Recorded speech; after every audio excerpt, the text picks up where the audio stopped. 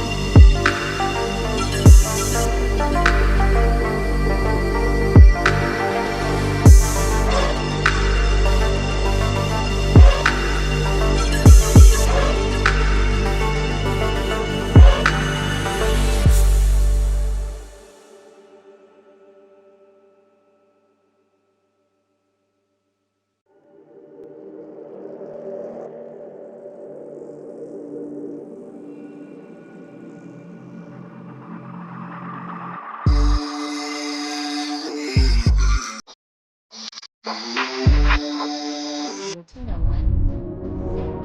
And Ender Phoenix.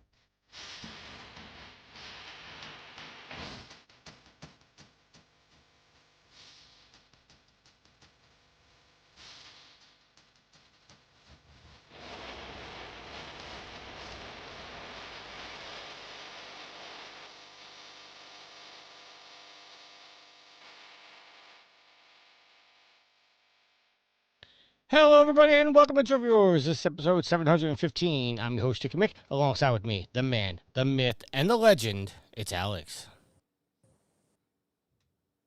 You know, I got really excited when some Subnautica 2 launch day videos started popping up on my YouTube scroll. And then I got really sad when I remembered that it was early access and on Xbox and PC only. So I hope Matt has some good things to tell me. Matt, I swear to God, if you don't either have some mouse PI to talk about or some Subnautica 2, I'll lose my goddamn mind. I might start making chicken parm with Wendy's chicken nuggets. He brings the awesome, and he's back. It's I Yield to No One. I don't know where to go with that. I'm interested in playing Mouse PI when I get to it, though. He likes to burn everything. It's Matt. Hey, Alex. Don't do it to me, Matt. Don't do it to me. I got some good news for you. Oh, someone had to write a Mouse PI review, so he played some Mouse PI. What's up, gentlemen? Yield, you're back. Finally figured out your computer problems? At least for today. I didn't figure nothing out. What happened? You just... No, I just logged in and it let me log in. So. Oh, sometimes you got to give it a technical tap. So, we're here today. Who knows about next week or the week after, but I'm here today. Matt, you said you have some good news for Alex? I do, but that'll come with when we talk about what we've been playing. But we actually have really good news is that Mr. TMNT84 and Dex are in the chat. Well, I mean, Dex being in the chat's nice, but I don't know about Mr. TMT. Don't you usually try to pick a fight with Dex when we're podcasting? Dex has actually been cool with me. We've been running Division 2 together.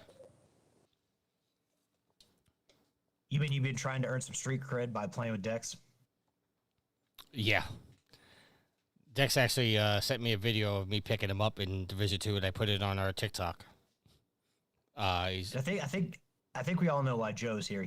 Because Matt's been talking about Hyrule Warriors so much. Joe's like, "Oh, I love that game. I need to hear what Matt has to say." See, and it is actually a really good game. And see, Mr. JP's comment in the chat is exactly why I'm not happy he's here. That's expected from JP. But if you really want to talk about good news, happy adoption day to the Grinelli family, because Princess, who has now officially been dubbed Pyra, is now officially a Grinelli. You changed the dog's name? That is excellent news. It's nice. It's nice that they. I mean, it's been a while. It's been what, 3 or 4 weeks since you've been kind of on this trial period. But it's good that they take that kind of stuff seriously to make sure that Princess Pyra got the right home. Yep. And she got spayed on Friday. She is high as a kite with all the drugs that they gave us to give her. So we're just getting through some growing pains. But yes, she's officially a Grinelli now. Thank you, Dex. And Dex says congrats in chat. Yeah, so she is officially a Grinnelli now, and I actually bought like this little floor mat for her up here, so that way she's actually comfortable rather than laying down on a hardwood floor. All right, and Kalai's in the chat saying, "Is Division 2 still a thing?" Yes, it is. She said Arc Raiders is so much better. I don't know about that. Arc Raiders is a good game. I don't know if it's better than Division.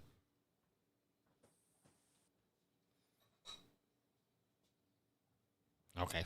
I figured one Yeah, of I you mean, guys... realistically, I don't expect Tricky to say anything different. I mean, Arc Raiders is better than anything according to Tricky. Or sorry, Division 2 is better than anything according to Tricky. I mean, facts are facts, you know what I'm saying? Opinions are opinions, you know what I'm saying? Yeah, but every idiot has an opinion. Joe wants to know what kind of bullshit recipe did Tricky make for dinner tonight. What did I eat tonight? I made spaghetti and red sauce. And Do you eat pasta like every night for dinner? no, honestly, I don't. Because every time we talk, it's like you have like some form of pasta, like spaghetti or penne or ZD. No. It seems like you're a good old pasta boy. Dex wants to know the same thing. He says, and nuggets, and basically the same as last week. Dan from Channel 3 is here. He's lurking. Thank you for lurking. All right, let's do... You know what? You know what Tricky? Tricky, you know what Ashley asked me when I told her that story today? Because we were out having brunch and I told her about the intro to last week's show. She's like, "Why didn't you just buy a fucking chicken sandwich and put the chicken patty in there?" It's the same thing. Chicken patty is not the same. Chicken parm is like one large piece of chicken, not a bunch of smaller bite-sized nuggets. Yield, Joe wants to know what you think about this chicken parm bullshit. Well, I don't know anything about it other than he sent a picture in the chat, and I thought it looked nice until I found out that he went and bought. Tricky started exterior- cooking a meal, not knowing he didn't thaw the chicken, so he couldn't cook the chicken with the noodles and the sauce. So he stopped what he was doing, went to Wendy's, bought chicken nuggets, and put chicken nuggets in the meal he was making instead of the chicken he was going to cook at home. And then he got sick.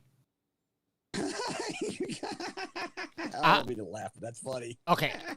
To be fair, I don't know that I got sick from that. So, how far away is Wendy's from your house? 5 minutes. And did you like completely forget to pull it out of the freezer, or it wasn't just thawed yet? I just forgot to take it out of the freezer.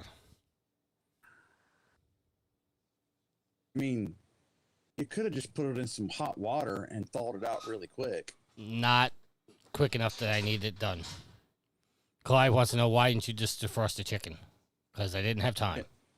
Yeah, you could throw it in the microwave and hit defrost.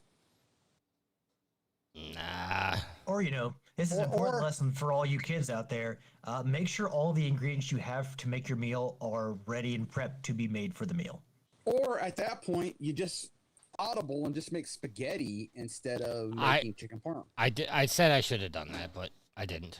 I'm going to step in and defend Tricky because I know Tricky has somewhere to be tonight. So maybe we go to our updated trophy counts. I am level 900. away. I am level 985 total trophies of 35,705 with 1040 easy plats. It's actually more, but we won't go there. Alex? Well, because I haven't seen my trophies, so you likely don't have my number updated on the sheet. I am level 533, total trophy count of 11,263, and a platinum count of 209 in 208 games. Actually, your number's right because Yield's back and he updated the trophies. Yeah, but I haven't synced them yet, so I don't know how you can see that, but... We synced them. I use my PSN app, so... And your PS5 auto syncs your trophies now. Do you know that? Well, I turned off autosync. Oh, well then it could be off then. I don't think you can turn off your auto sync of your trophies. I did before. Oh, okay. Yield, your trophy count. Level 545, trophy count of 11,961, and a platinum count of 230. Matt? You'll be surprised because these have changed since you were on the last show.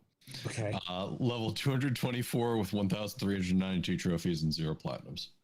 And Sid is level 902, total trophies of 28,167 with 869 plats. I will give some bad news about Sid. He sent me a message saying that he's going to be taking some time off from gaming. It's just not getting it for him right now, so he's going to be taking a break. So his trophy count may not go up, but I did notice because he shares my account that my phone went off with a couple games that he downloaded. So he is playing games, or at least downloading them. So I don't know what's going on. With that being said, we do have a Sophie's Trophies this week. And let's throw it to him right now. Hello guys, it's me again with your platinum shoutouts or platinum list or whatever you wish to call it. And today we have two lots, and the first one on the first page is Rolf Lols with Subnautica Below Zero, and that is on the PS4. Next up guys, we have Sai Tykist with Sophia and the Ancient Clan. That's on the PS5. I've not actually heard of that one. And then we have EDJ3DG with Alan Wake Remastered on the PS4, Ghost of Yotai on the PS5, and Control on the PS5. I never actually finished Control. Misa Goats a lot with Henry Halfhead on the PS5, Homer Gets Duffed with Flynn, Son of Crimson on the PS4, I Yield to No One, Indiana Jones and the Great Circle on the PS5, MZ Nitro guys with Far Cry 6 and Vampire Survivors, Far Cry 6 PS5, Vampire Survivors PS4. Next up guys, Stink Palm with 10 Dates on the PS4, The Grounded Gamer with Vampire Crawlers, and that one's on the PS5, Dupes 25 with Crash Bandicoot PS4, and Shotty Sniper 123 with God of War 3 on the PS3, Aliens Colonial Marines on the PS3, and Tormented Souls on the PS5. Now, out of that list, guys, to be honest, I don't really know that many of them. There are a few there that I'm not really too sure about, but I'm going to give it to Shotty Sniper with God of War 3 because I really like God of War 3. Next up, we have the next list, and this starts with Dupes 25 and Crash Bandicoot 2 on the PS4, EDJ3DG with Mafia 3 on the PS4, Redbeard Rick with Dead Space Remake on the PS5, Shotty Sniper 123 with Saros on the PS5 and The Council on the PS4, Dupes 25 again with Crash Bandicoot 3 on the PS4, and Raise Havoc with Mouse PI for Hire on the PS5. And on this list, guys, I have to give it to Dupes for the Crash Bandicoots, because I cannot play those. I am terrible at those games.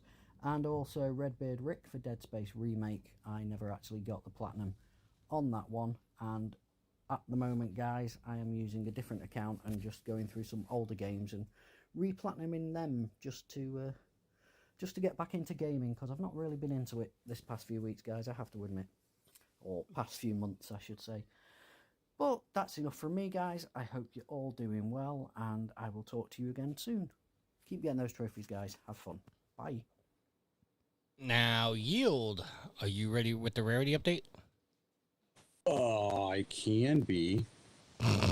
Did you forget you were supposed to do that live? No, I have that. I was hoping you'd skip it, to tell you the truth. Why? Why? Because it just adds time to the show. It would just be easier to plug it. I figure it might be easier just to plug it in, but I got it up just in case. All right, well, I mean, it's nice to do it because the live viewers, the people that watch the YouTube video, will be able to see it. Yeah, but then it doesn't really bonus anything to the audio listeners. But anyway, whatever. I'm ready. You ready? I'm ready. I'm waiting for you. Okay. All right. The leader, Edge, top scored this week with 70 points, extending his lead at the top with 283 points, which brings his total to 1,233. Second place is Pee Wee, had the second highest score with 68, helping her strengthen her grip on the second spot at 950. Doc Chicken got back to the scoring ways with 15 points this week, pushing him to 874. There were no actual positional changes within the top of the division, which means Nitro stays fourth with 750 points following a 30-point week. Saitikist now trails MZ by 9. His score of 24 moved him to 741. Marky Frazier is also sniffing around those spots with 717 in 6th.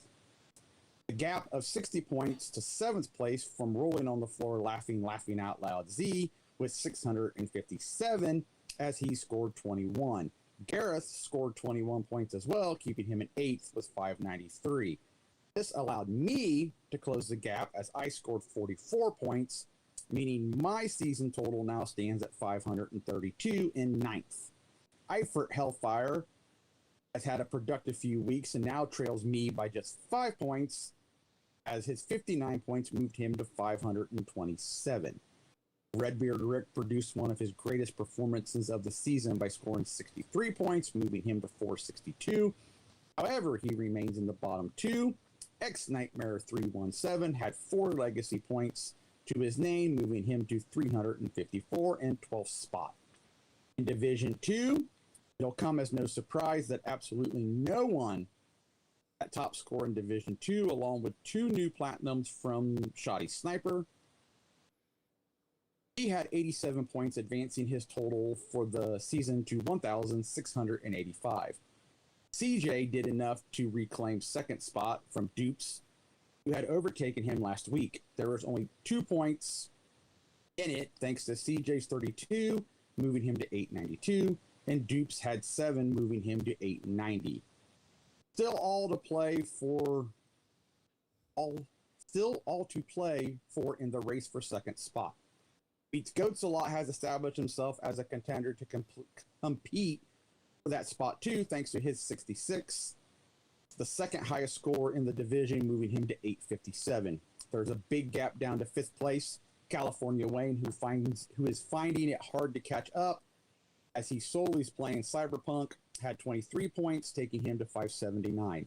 Mr. Teenage Mutant Ninja Turtle 84 looked to overtake California Wayne. He clawed back 5 points with his score of 28, leaving him 33 points behind with 546. The Grounded Gamer earned himself 16 points, moving him to 426 for the season in 7th. Tricky had one of the strongest weeks of the year, if not his best. He had 51, the 3rd highest in the division, which moved him up from 9th to 8th above Crook 09 on 384 points. Crook had 20 points, giving him a season total of 327. Alex suffered a negative score this week as he deliberates over which game to play next. He was trophyless this week, and his legacy points did him no favors at all as he lost 9 points, moving him backwards to 256. Prometheus 101 also scored negatively, -4, leaving him at 181. Waterfields 1 was the 3rd contestant to lose points. He lost 12, giving him 159 in last place. On to Division 3, overall scoring was low in Division 3, with the top score in the division being scored by Dodge Williams, who had 23 points, which helped him close the gap on the top 2 in 3rd place with 342. The top 2 remained the Big Don on 546, following an 8-point increase, and Murray 2011 on 438, who scored 17.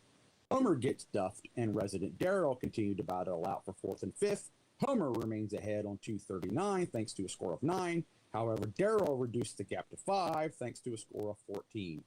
In 6th, we have the Brain 76. 7th, we have Darth Knight 82. And in 8th, we have Departed 570. All remain closely bunched together. 10 points for the Brain moved him to 172. A single legacy point for Darth Knight pushed him to 155.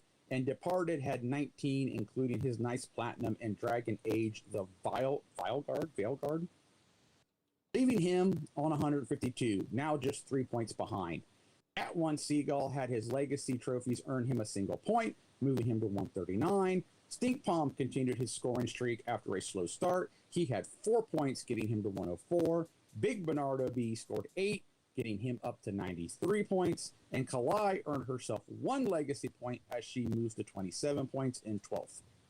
The rarest trophies of the week In fifth, we have Gareth with Epic Journey from Sandland at a 12.05%.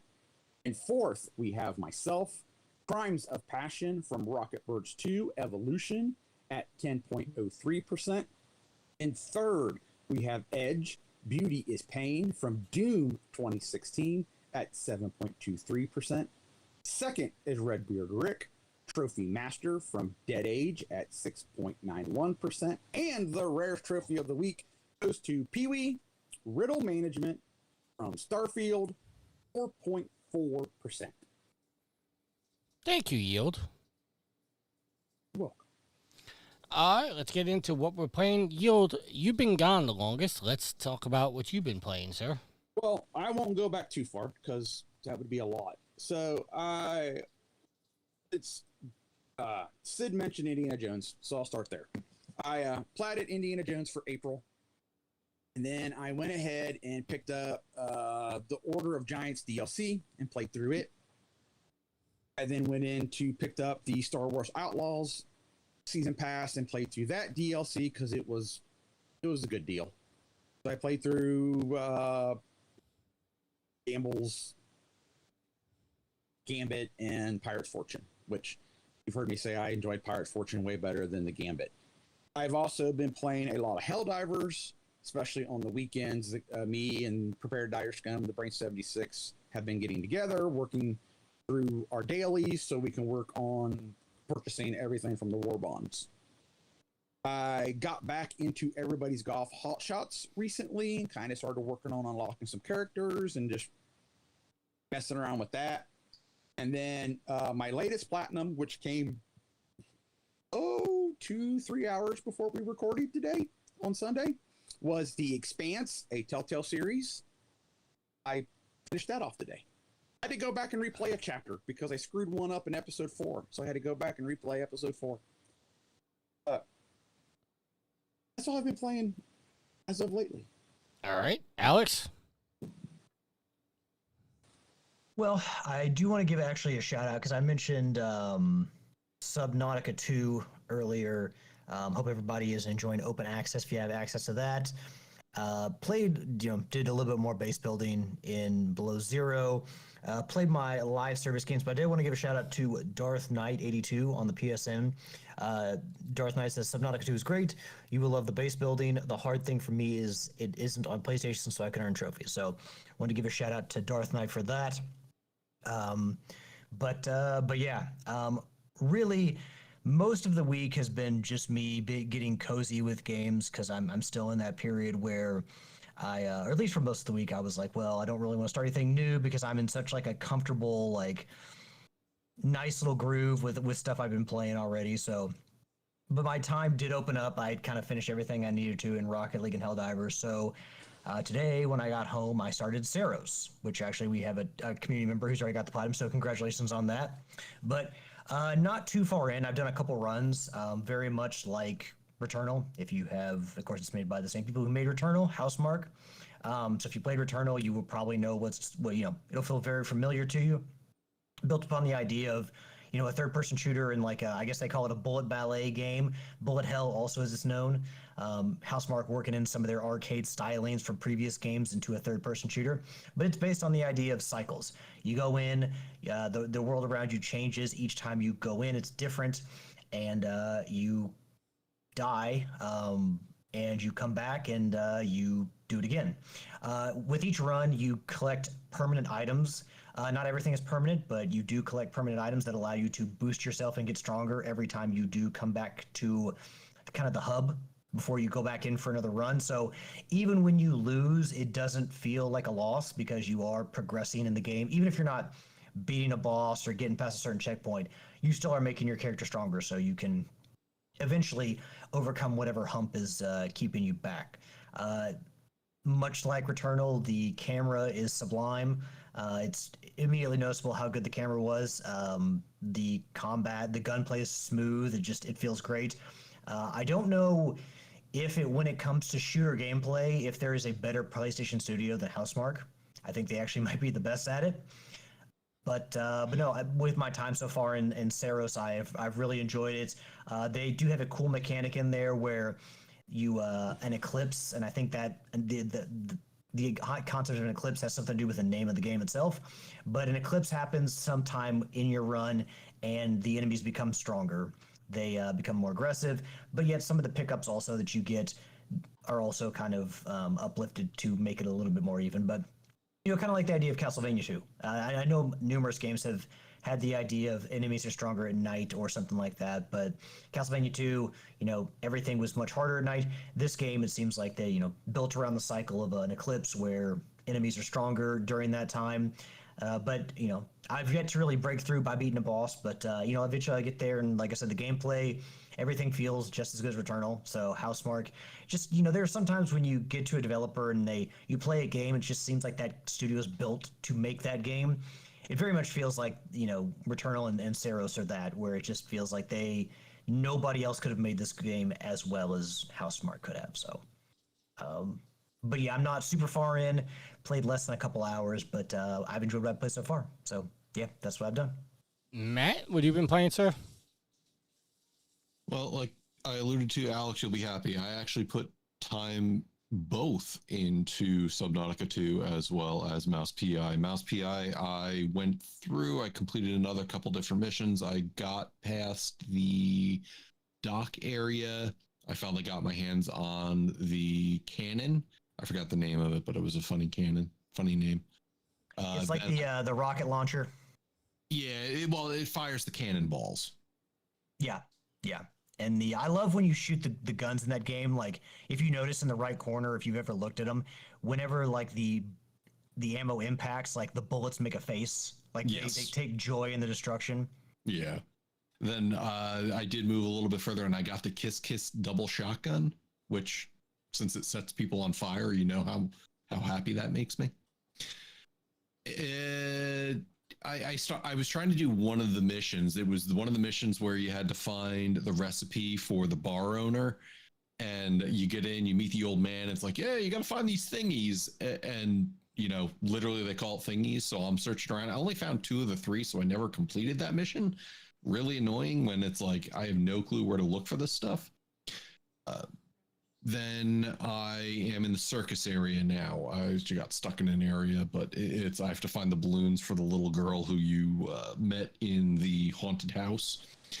The game is so much fun as it relates to like the characters. I met Cam Bozo, who's like this really slinky / skeevy guy.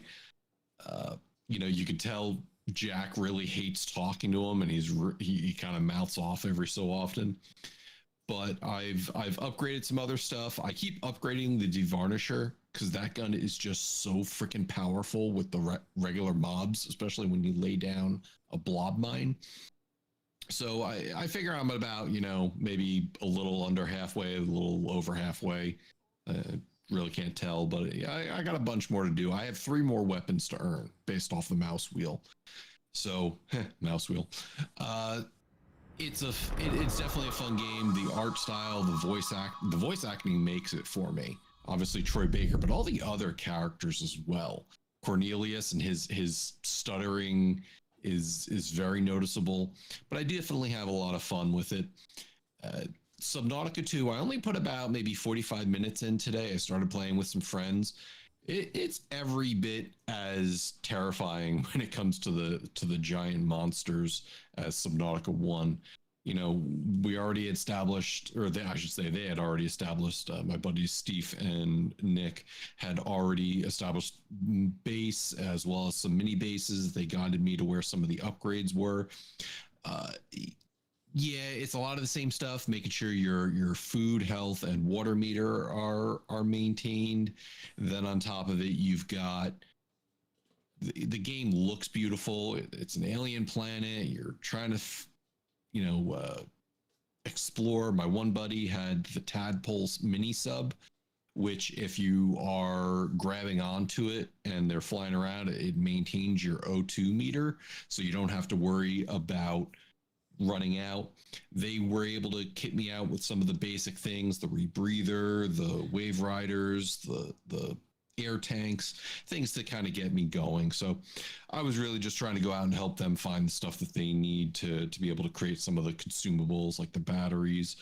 But so not a ton into it yet, Alex, but it's, if you like Subnautica 1, there's definitely more of it here to be had. And the important thing to say is this is not the finished game. It's just early access, so That is true. they're going to add more to it. But this is the Subnautica community is crazy because you got people who have spent like days playing this game and building shit. So like they're already maximizing the content they have at their hands. But it is crazy to think that PlayStation might not see this game until another 2 or so years. Yeah, and I am playing it on V's Xbox Game Pass for the PC. She does maintain the subscription, so we have it on our main entertainment room PC. So playing this thing on 4K monitor, it's freaking beautiful. But we were playing in one. I wouldn't call it Leviathan. No, actually, so two different things. One was just like a giant shark fish that grabbed me and just started swimming around, just manhandling me. It was insane. But then we came across another Leviathan type. I forgot what it was. Basically, like a nautilus with squid parts. My one buddy went in to scan it, and it took exception to that and decided that he shouldn't exist anymore. So he destroyed my friend. But yeah, it's got all the makings of Subnautica 1, and obviously, I'm sure there's some stuff here that we'll have yet to experience. But yes, early access. I came across a weird bug on my TV where it like had me going at a weird 900p resolution. I had to do some things to make it actually be the size, the 4K size it needed to be. And the really cool thing about like the Subnautica games is every time you play one of those games, they have different like fauna. Like it's not always just the same copy and paste creatures. And I don't know exactly what the location for this is. The first one, obviously the first game and Below Zero took place on the same planet, 4546b. Is this on the same planet, Matt, or is it different? I think it's a different planet. I didn't really catch the whole where we were starting at the beginning of it, but it doesn't look like the planet that I was on Subnautica 1. Yeah, and so like that's part of like unwrapping the packages. Oh, what are the Leviathans now? Oh, I get to do another tier list of all these new Leviathans. Have you tried to swim to the tree, Matt? I don't see a tree from where I'm at. Oh, because they're like in all the pictures I see, like everyone's like this tree, and once you see the tree in a picture, you'll know which. Yeah, tree, I didn't see a tree. So maybe it's a little bit further than I need to get, but yeah, it's more underwater exploration and survival building. I also put about 40 minutes into Pragmata on the Steam Deck. I will tell you, for being a brand new game, I loaded it up on the Steam Deck. I went in, I made sure that I had frame generation running as well as based off of performance, kind of lower level textures. But being able to reasonably play Pragmata on the Steam Deck at about, 60 frames a second, it was pretty impressive. Not a whole lot lost. I figured if people are playing it on the Switch too, I could play it on the Steam Deck and accept what I get. But yeah, I played a little bit of that. It's not much more than what I saw in the demo thus far. So I have a lot more to do on that, but I just wanted to be able to kind of kick into that. I played more Crimson Desert. I did more exploring and I fought a couple bosses, actually. I fought this one boss that was like this Stag Lord boss that was really cool. I thought maybe I talked about it on the last show, but I continue exploring that game, continue just kind of randomly meandering about. I'm not sure, how focused I am on it, but it's fun to just explore. And I did some more Abyss puzzles, which, the Abyss is the sky puzzles, kind of like akin to the Sky Islands and Tears of the Kingdom. So I did some more of that. And then finally, the newest game I am playing also is Battlestar Galactica Scattered Hopes. This is a roguelike version of Battlestar. So what happens is you start the game at the Cylon invasion of Caprica. They set off their nukes and you have to get through sectors to meet Galactica. So you start off with a ship called the Gunstar. It's kind of like a lesser version of a Battlestar, and you have to protect civilian ships. And what happens is you go into a situation, you have to choose which sector you're going to jump to. And as you're in a sector, you've got a set number of turns, 8 turns, 9 turns, whatever it is. And pretty much every action you take consumes a turn. And you have to manage things like fuel, resources, scrap, and you get pilots, you get, mechanics, you get officers that help you. You can station them in different areas of the ship, like the weapons area, or you can stage them into, assign them to like a squadron. And as you consume turns, things like crises or opportunities will arise. Crises are things you have to solve, otherwise it might hurt the fleet. Opportunities are things that you can do to actually benefit you, like get more scrap per jump, or increase the number of resources gained for certain activities. And when it comes time to the end of the turn, the Dratus goes off. The Dratus is the radar in that universe, and the Cylons jump in. And now you have to defend. So you deploy your squadrons, whether it's Vipers or Raptors or other types of units, and you have to defend in real time the Cylons attacking you. They'll have like a frigate or something, a little bit larger, and then they deploy their raiders, their snipers, their heavy raiders. You have to maneuver your squadrons to defend against them. And from the Gunstar, you get a couple different weapons you can use, whether it's a barrage of bullets, or you launch a nuke to an area. And you have to be careful, because if your ships are within the nuke blast range, you can damage your own ships. And you go through that until you get to the end of the sector. Then you have to fight a boss Cylon, and what it is it's a base star, the capital ship of the Cylons. And then you have to escape. And what you could do is each battle is timed, so 2 minutes, 3 minutes, whatever it is, and at the end your FTL jump is calculated and you have to jump away. If you don't get your squadrons on board, you leave them behind and they get scrapped. So then you have to spend resources repairing them. So it's important to onboard them before you jump. Once you jump to the next sector, you rinse and repeat until you get to a point where you get to the Battlestar. Unfortunately, I haven't gotten that far. And then in between runs, if you die, you get to upgrade your capabilities. Whether you start with more scrap, you start with more nukes, you get the ability to redo fights if you die.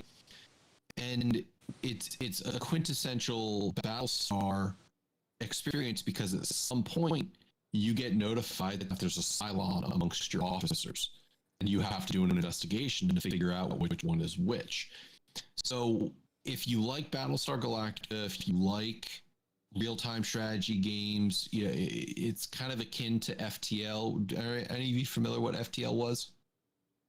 You mean Faster Than Light? Yes. It was like a spacefaring game where you very heavily focused on like upgrading your ship for surviving. Yes. I don't know much about it, but I know there was like heavy emphasis on upgrading your ship to make it better. And that's exactly what you have here, because you can spend resources to improve parts of your Gunstar. And the cool thing is, like, in the middle of the battle, you can do a tactical pause, meaning all action is stopped, allowing you to kind of like take in what you're seeing and maybe strategize before you start up again. So definitely, if you like FTL, if you like Battlestar, I definitely recommend this game, because it scratches all the itches, both for me on FPL and on the Battlestar skin. But that's all I've been doing this past week, Tricky. All right, and I've been playing mostly It doesn't matter what you've been playing. Oh, he got you, chicken fucker. Coming in with a heater. Feel better, Yield. I do. That was totally like unexpected. I think we all feel better. I've been mostly playing Assassin's Creed 3, but I just started playing Assassin's Creed 3 Liberation. I've been posting those videos online. Played a little Division 2 with Dex. And I think that's it, other than my spam game, which we're not going to talk about. Yeah, that's all I've been playing. I want to finish Liberation before I go into detail about it, because I have some complaints, but I want to formulate those thoughts first before I, bring them out. But I want to finish the game just to make sure that, I'm just not overlooking something or, whatnot. I am close to the platinum. I think I got like 7 trophies left, which is basically just beat the game and finish up a couple collectibles. So that's all I've been playing. Matt, I am going to throw it over to you for our topics. Well, it's the middle of the month, so guess what? PlayStation blog has announced the games that are coming out to the premium and extra tiers, which, the guys and I have been kind of talking about, and it's interesting. So here you go. Here's your month. Star Wars Outlaws comes for the PS5. Red Dead Redemption 2 comes for the PS4. Bramble, the Mountain King for the PS4, PS5. The Thaumaturge for the PS5, Flintlock, The Siege of Dawn for the PS5, Broken Sword, Shadows of the Templar Reforged for the PS4, PS5, Enoitra, The Last Song Standard Edition for the PS5, and for the premium level exclusive is Time Crisis for the PS4, PS5. Who the hell wants to play Time Crisis without the gun? Whoever did it back in 1997. It's No, you want to play that game like the Die Hard game. You want to play it at the arcade on a machine. Like, doesn't it? We used to get more games for premium, right? It was like 2 or 3. Yeah, you used to get a pretty good slew. They have fucking settled into this. They put out a bunch of games at first, and now they're doing what everybody fucking does, is they drip feed you shit. Like, Sony is not giving us any single fucking reason, and I know Tricky doesn't agree, but they're not giving anyone a reason to subscribe to premium. If you've had premium for any amount of time, a year, 2 years, you've likely played all the games in the Classics collection you want to play. And I will maintain, I don't give a shit about trials. I think streaming should be available to anyone who subscribes to PlayStation Plus, not just premium. You don't got to lock it behind the top tier. But the main thing people buy that for or subscribe for is for the classic games, and they are shitting the bed when it comes to putting classic games up. See, I disagree. I don't think people subscribe for that reason. I think people subscribe for the streaming reason. No, Tricky. I mean, listeners can chime in, but I think they subscribe for the playing the old PlayStation games with trophies, the ones that do get them. No, that's an added plus, but I think that the people. You think the streaming is the main reason people subscribe to premium? Okay. Well, Dex is in the chat saying he dropped the premium because he doesn't have the streaming option there. So I mean, that was the reason why he was taking the premium, because he has the streaming option. He doesn't have it, so he dropped it. Listen, I'm not going to defend Sony here and say that their classic games have been, superior, because they've been shit for a while. I do agree with Alex on the fact that they are drip feeding us games, and if you've had premium for any length of time, you've probably played all the classic games you're going to want to play. My argument to Alex when this was brought up in the chat was the premium game, the classic games are not the only reason people are subscribing to the premium option. But I also said to Alex, I said, none of the reasons are going to appeal to you, of why to get the premium. And I'm not saying anybody to go get premium, but Joe in the chat says premium. Joe in the chat says premium is for the games. So we have 1 and 1 there, but me personally, I have space on my console.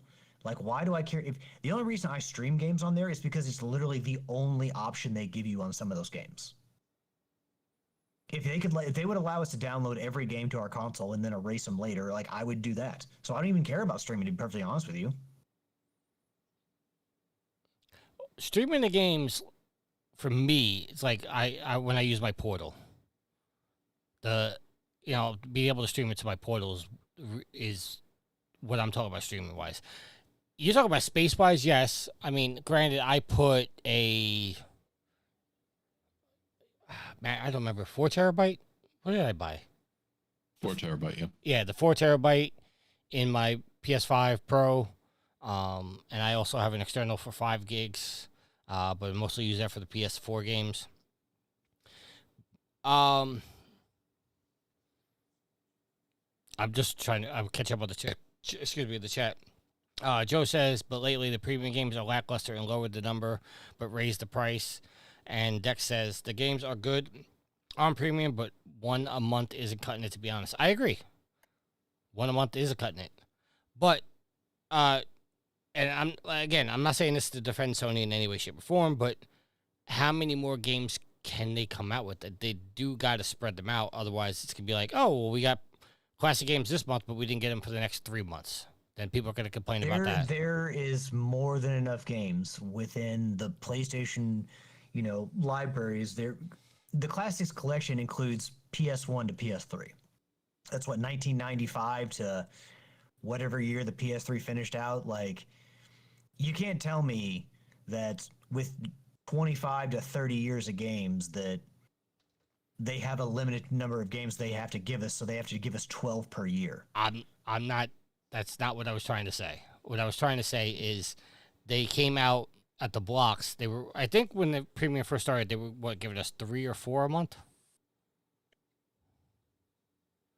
And that 3 is the top that I remember. I only remember 3. I don't think they may have given 4 at some point, but it's usually 3 or 2.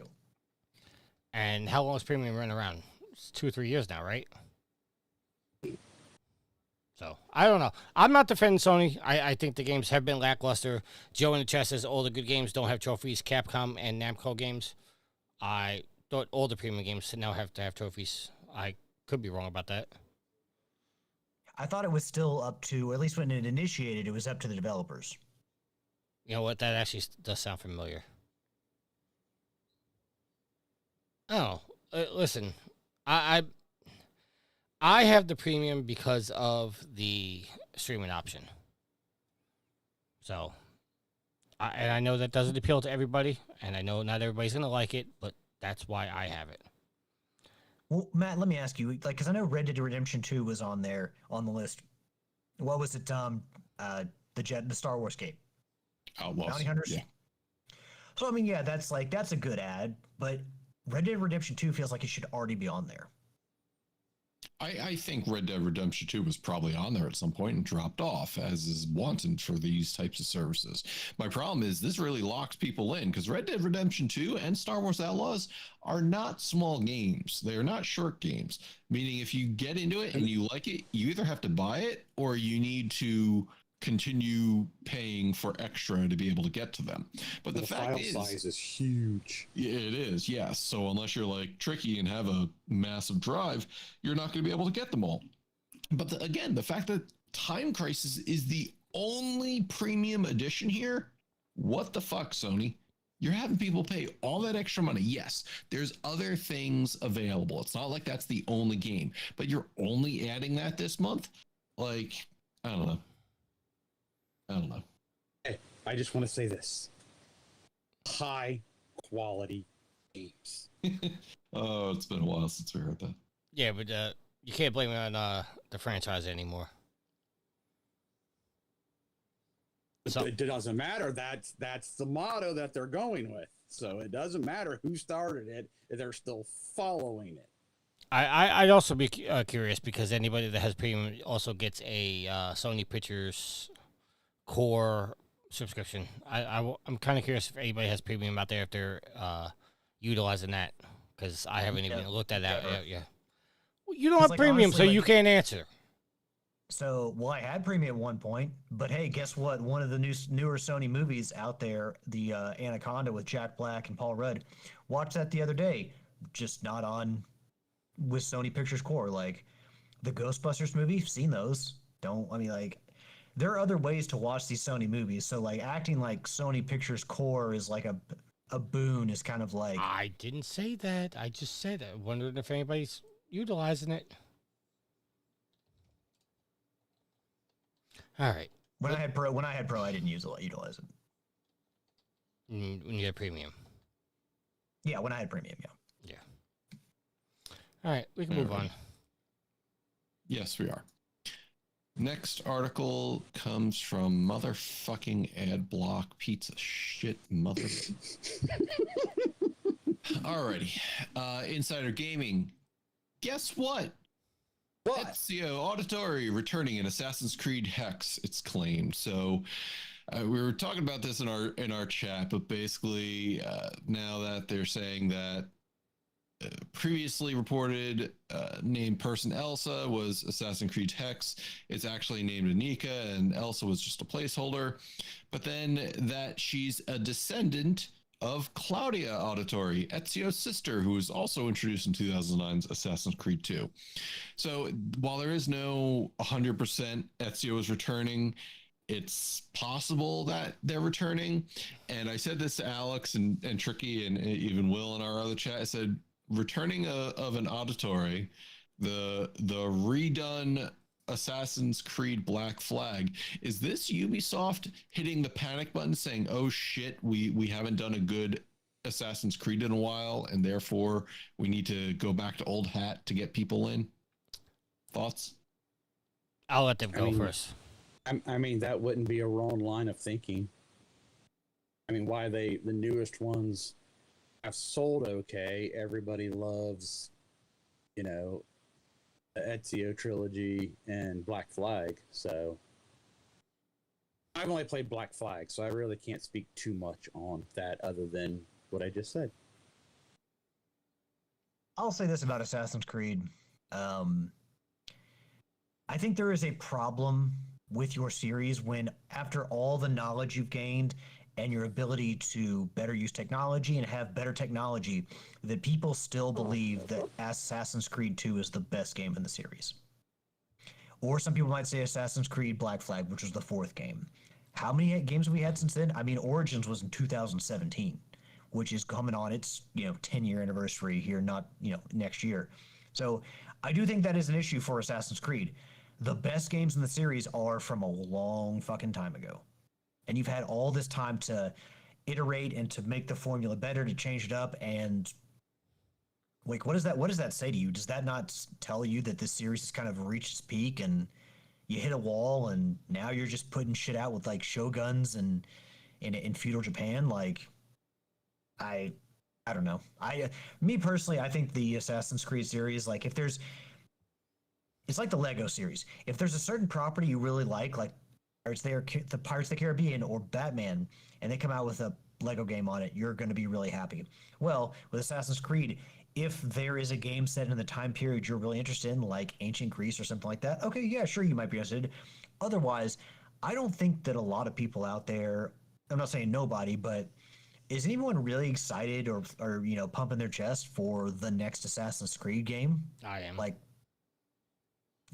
you've bought every single one of them almost. Like, you will play every Assassin's Creed game. I think there's a reason Ubisoft has the image they currently have, and I think Assassin's Creed's part of the problem. I see with the Assassin's Creed games, especially since now I've been playing a lot of them. I do like the older format more than I ever liked Origins, Valhalla, or what's the other one? What was it? What was the one with Cassandra? The second one. Odyssey. Thank you. You're welcome. I do like the old style format better than I like the open world format that they came out with. I appreciated Mirage for what it was. I'm happy they're going back to Black Flag. Hex, which is the next Assassin's Creed game, sounds like it's going back to the old style games. I just prefer those more. I feel like they're better games. So, to Alex's point, like, the things they've learned is, it sounds to me like what they learned is people don't want the open world style. They want the more condensed linear versions. And that's, to me, that's a plus for Assassin's Creed. Like, I'm thoroughly enjoying myself playing Liberation right now. The only reason I stopped playing 3 is because I was just getting frustrated with trying to get the book of everybody doing their jobs. Like, I literally sat here for 3 hours waiting for somebody to do one thing, and they didn't do it. So I was like, I'm gonna go play an Assassin's Creed game that I'm gonna enjoy. The good thing about Liberation is it was a Vita title, so it's a little more condensed, a little faster to get through. So I can get through that quick, pop that platinum, and then go back to 3. I'm actually dreading trying to do Valhalla because from everything I've heard, and even I think Nitro said it was like 100 hours to get that platinum. I'm dreading that. But if Ezio's coming back, it's coming back. But it doesn't sound like he's going to be the protagonist. It sounds like he's just going to be in the story, which is fine with me.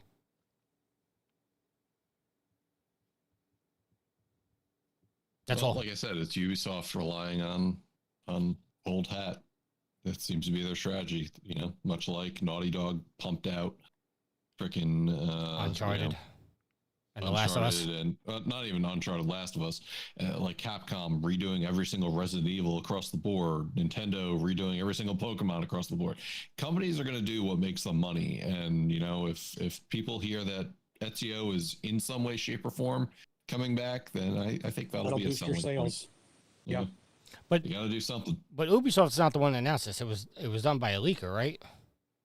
Yeah, but it's Ubisoft doing the game. If that's their aim, then that's what's going to happen. Yeah, but I'm just saying, to your point, that if they were trying to use SEO coming back as a way to gauge interest, they would have leaked it themselves, not a leaker doing it. So until it's confirmed by Ubisoft, we have to take it for what it is right now, and that's a rumor.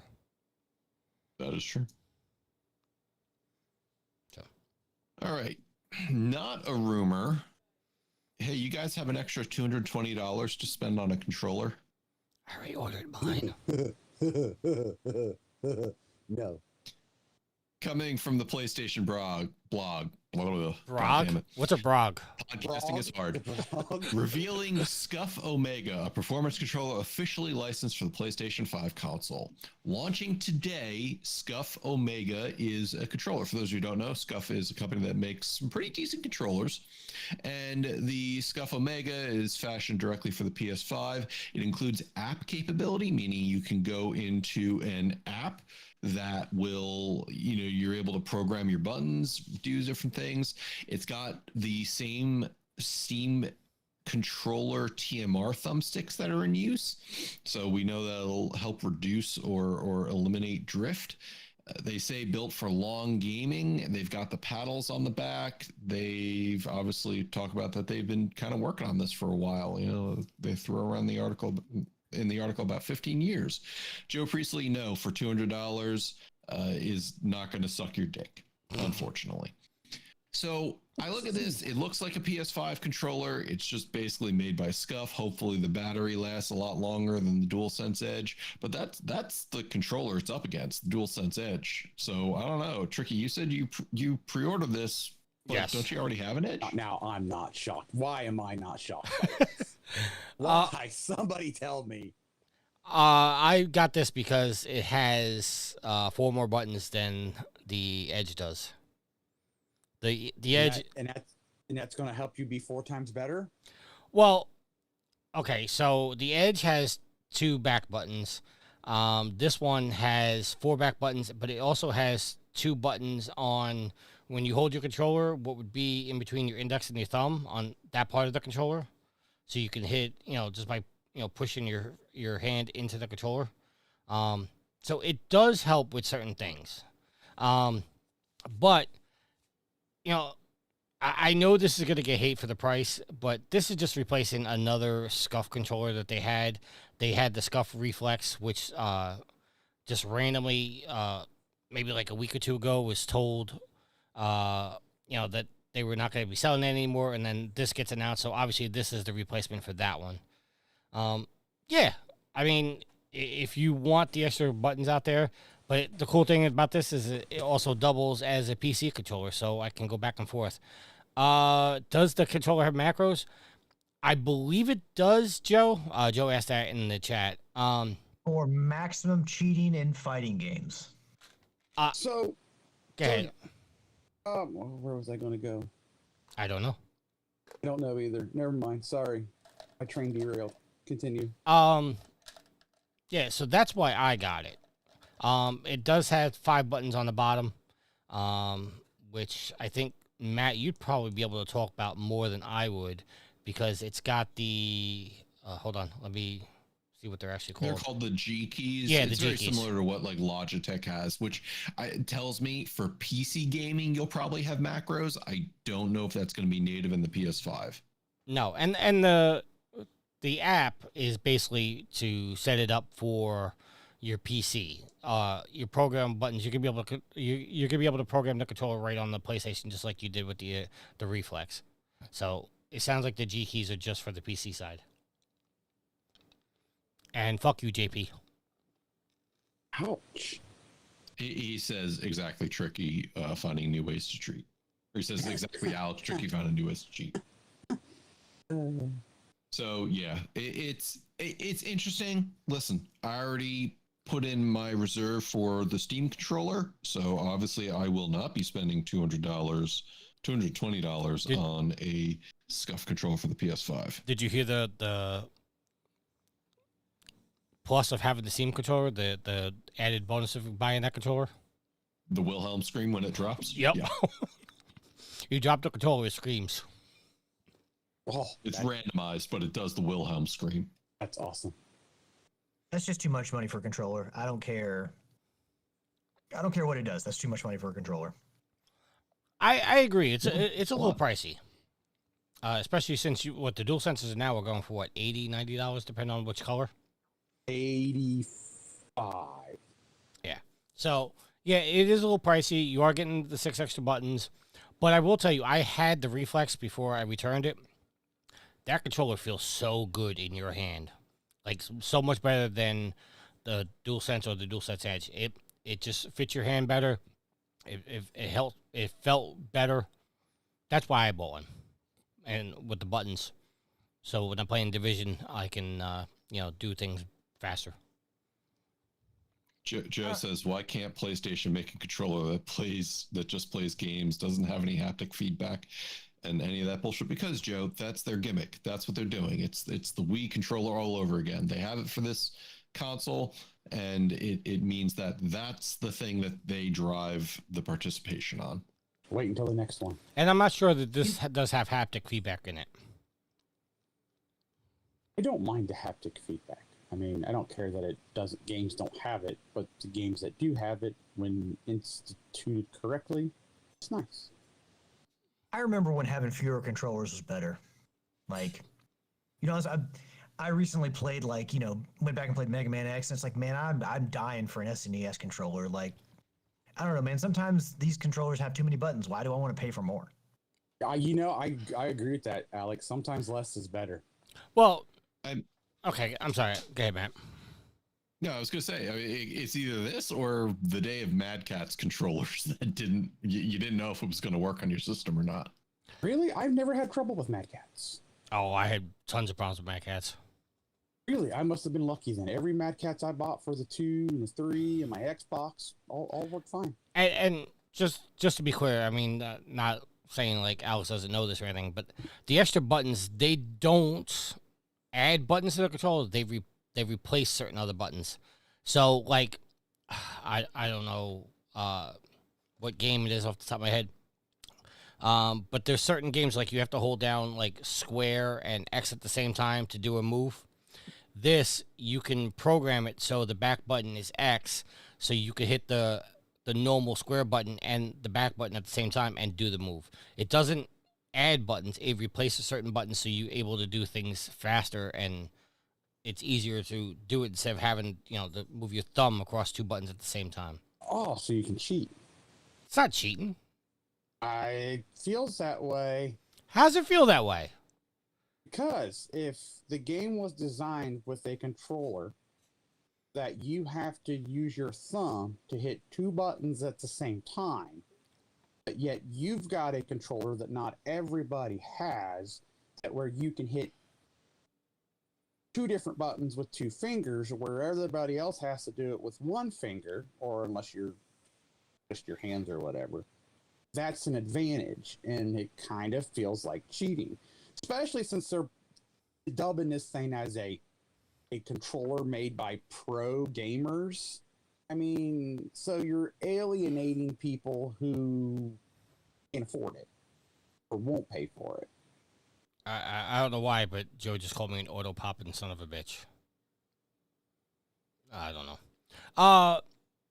The game I was thinking of was like Batman, the Arkham games. You know, like when you're doing you gotta do a certain takedown after you get like an 8-hit combo. You can hold down square and X at the same time, and you can perform like a special takedown. That's the game I was thinking about when I was talking about it. Gotcha. Dex says it must be nice to pay 80 or 90 bucks for a controller. I take it he doesn't live in the continental U.S. No, he lives in Australia. He's probably. I'm sorry. I'm sorry, bud. Yeah, I ordered the Jimmy Bond controller and it was $90 with tax. I think is what I paid for it. Did you say Jimmy Bond? Yeah, I said Jimmy Bond. Okay. Right. Tricky, I saw your message. We'll move on while you go handle that. But, I had another article here, and, I'm going to scrap that one, and we're going to go back to something Tricky had shared. What do you guys think about the potential of an Infamous 1 and 2 remake? Well, I'm not opposed to it. For some reason, it feels early. And then as we were talking about it pre-show, this was PS3 era. So it doesn't, I guess, technically fall within the too early, but it just feels too early to do a remake. Now, if this was more like a PS6 thing, I'd kind of be like, oh, okay, that makes sense. But so to be specific, the tweet that Tricky shared, all it says is Sony's reportedly developing a new Infamous game. There is groundswell of people that want Infamous. I'm under the impression there is an Infamous thing happening somewhere else in PlayStation at the minute. From Jordan Midler of the VGC podcast. So maybe not a remake, but maybe a new Infamous game. So whether it's set in Cole's period or maybe something followed from Delson's from Infamous Second Son. Alex, you shared your opinion on the Infamous take. What did you say that seemed to have upset certain co-hosts? Well, I said that Sly Cooper is better than Infamous. Heaven forbid someone have a personal opinion that one game is, or they like one game more than the other. I don't have a problem with them remaking Infamous. I mean, the first game was good. I think the series went downhill after that. I played Second Son. I can't remember if I played First Light or not. I can't remember if I played. I definitely played the first one. I played Second Son, and I played like the Festival of Blood add-on, which was really fun, where you could, you were a vampire, Cole. I can't remember if I played 2 or not. I need to look back into that. But so I'm well versed in the Infamous games, and maybe it's just the sourpuss in me, because obviously the Infamous and Sly Cooper were made by the same team, Sucker Punch, who's currently busy doing the Ghost stuff. So they're probably not going to be behind it. Infamous is better. See, somebody can't have an opinion without Tricky coming in and being a jerk about it. No, I mean, look, Sly fans, it's been since the PS3. Sly's stuck in Egypt. We need some conclusion to that. We love Sly Cooper. I'm just like, maybe I'm a little annoyed. Did 4 leave on that? Did 4 end on a cliffhanger? It did. They were reportedly going to do a DLC, but because the game didn't sell well enough, I guess, for what they wanted, they scrapped the DLC, and Sly is still stuck. Okay, I don't remember. So yeah, man, I just want another Sly Cooper game. That's all I want. But Sly Cooper, Twisted Metal, these games I really like. We gotta throw them to the side all the time because we just can't have nice things. But I don't have a problem with Infamous. I don't think they're bad games. I just think that after the first game, it all kind of goes downhill. And I think that I would rather see another Sly Cooper. And I only mention that because, again, they were both made by the same studio. So where's the groundswell of support for the raccoon and his friends, his turtle and hippo friends? He's had 4 games. Infamous has only had 3. No, Infamous has had more than that. They've had 3. What was First Light? DLC. It wasn't a game? No, First Light. It was just DLC. Or Second Son. No. I think it was its own standalone. Yeah, First Light. Sorry, yeah, you played as the girl, and it was its own mini game. I guess you would want to call it like that. Yeah, I remember because it was like Miles on Morales PS Plus. It was Miles Morales sized. I haven't played Miles Morales, but I would probably say yes. It was something like that. Okay, so 4 games and a DLC. The Festival of Blood. And Sly Cooper's at 4 games, so let's go. Come on. Let's go. Hold on. No holding up. First Light was a standalone download. It was not tied to. You didn't need to. You didn't. Yeah. I thought you needed Second Son to play First Light. Was it released separately later? Yes. Actually, First Light. I could be wrong. I think it's a prequel in a sense. It's before Second Son. Said 2 years. Yes. So Infamous. All right. So Infamous First Light was a standalone expansion to Second Son, released in August of 14, set 2 years before the events of Second Son. And I actually thought First Light was better than Second Son, in my opinion. Really? Delson was not a great protagonist. I enjoyed it more. And Festival of Blood was a side story for Infamous 2. Yes. But it was standalone, so you didn't have to own 2 to play Festival of Blood. Correct. I thought okay. I stand corrected. I mean, it's been 12 years, so what do I know? Did you... JP in the chat says Jimmy Bond is less than a week away. Woo! I was going to get to that before we went to topic of the week. I was going to ask a question. Yep. What's your question, sir? Well, we're done with the topic. Okay, So two things I was going to ask you guys. Did you guys see? I know Tricky probably won't be happy with it, but so this is kind of. I'm never primarily happy. towards- I know you're not. So this is primarily towards Alex and Matt, but Tricky can chime in too because we need his opinion. Did you guys see that they're making Book of Moss and the Book of Moss 2 or not VR? I did not know. Didn't they release a non-VR version of the first game? I don't know. I just know that it popped up on my PlayStation for news yesterday. My buddy thought that it was a new game. I got to investigating it today, and it's actually they're releasing. It's called Moss the Forgotten Relic. Thank you. Yep. And it's the Book of Moss, the Book of Moss 2, and a DLC that was released. And they're releasing it all as one game or non-VR. And so I'm excited for that because I wanted to play the Book of Moss. It looked fun. Yeah. I just wanted your guys' opinion on it. According to Wikipedia, says in May of 26, Polyarch announced that both Moss titles would be bundled and remade into a single game for a flat screen devices called Moss the Forgotten Relic. This compilation, I can't say that word, is currently in development for the compilation. There you go. For the PlayStation 5, the Xbox Series, the Nintendo Switch, and Switch 2 and Windows.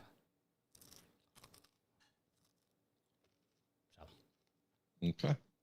And then the other thing I was going to say is who's excited for First Light in 2 weeks? Because I am. I've never been a James Bond fan. Oh, that would make sense. I think I'm like the only real big James Bond fan on here. I mean, look at it this way. Yeah, was GoldenEye fun back in the day? Yes. Oh, but absolutely. they haven't made a good, in my opinion, No, they haven't made a good James Bond 007 game since. And to think about it, even with GoldenEye was a movie tie-in game, so that was even more astonishing. That it was a fun movie tie-in game. So this is its own game on its own, not tied to the movies at all. That's where I'm interested to see where IO Interactive takes this, and I hope it does well enough that they can at least do the second game of the possible 3-game arc that they're hoping to do. JP says every single player Bond game is amazing. I mean, I'm not doubting you. I just played GoldenEye. I messed around with another one. My nephew owned it. It wasn't hateful, but I didn't love it. But that was it. I just wanted to see what you guys thought of those 2 things. okay. Well, I think Moss coming to non-VR is a bad move. That game is I can something understand special. that. That game is something special in VR.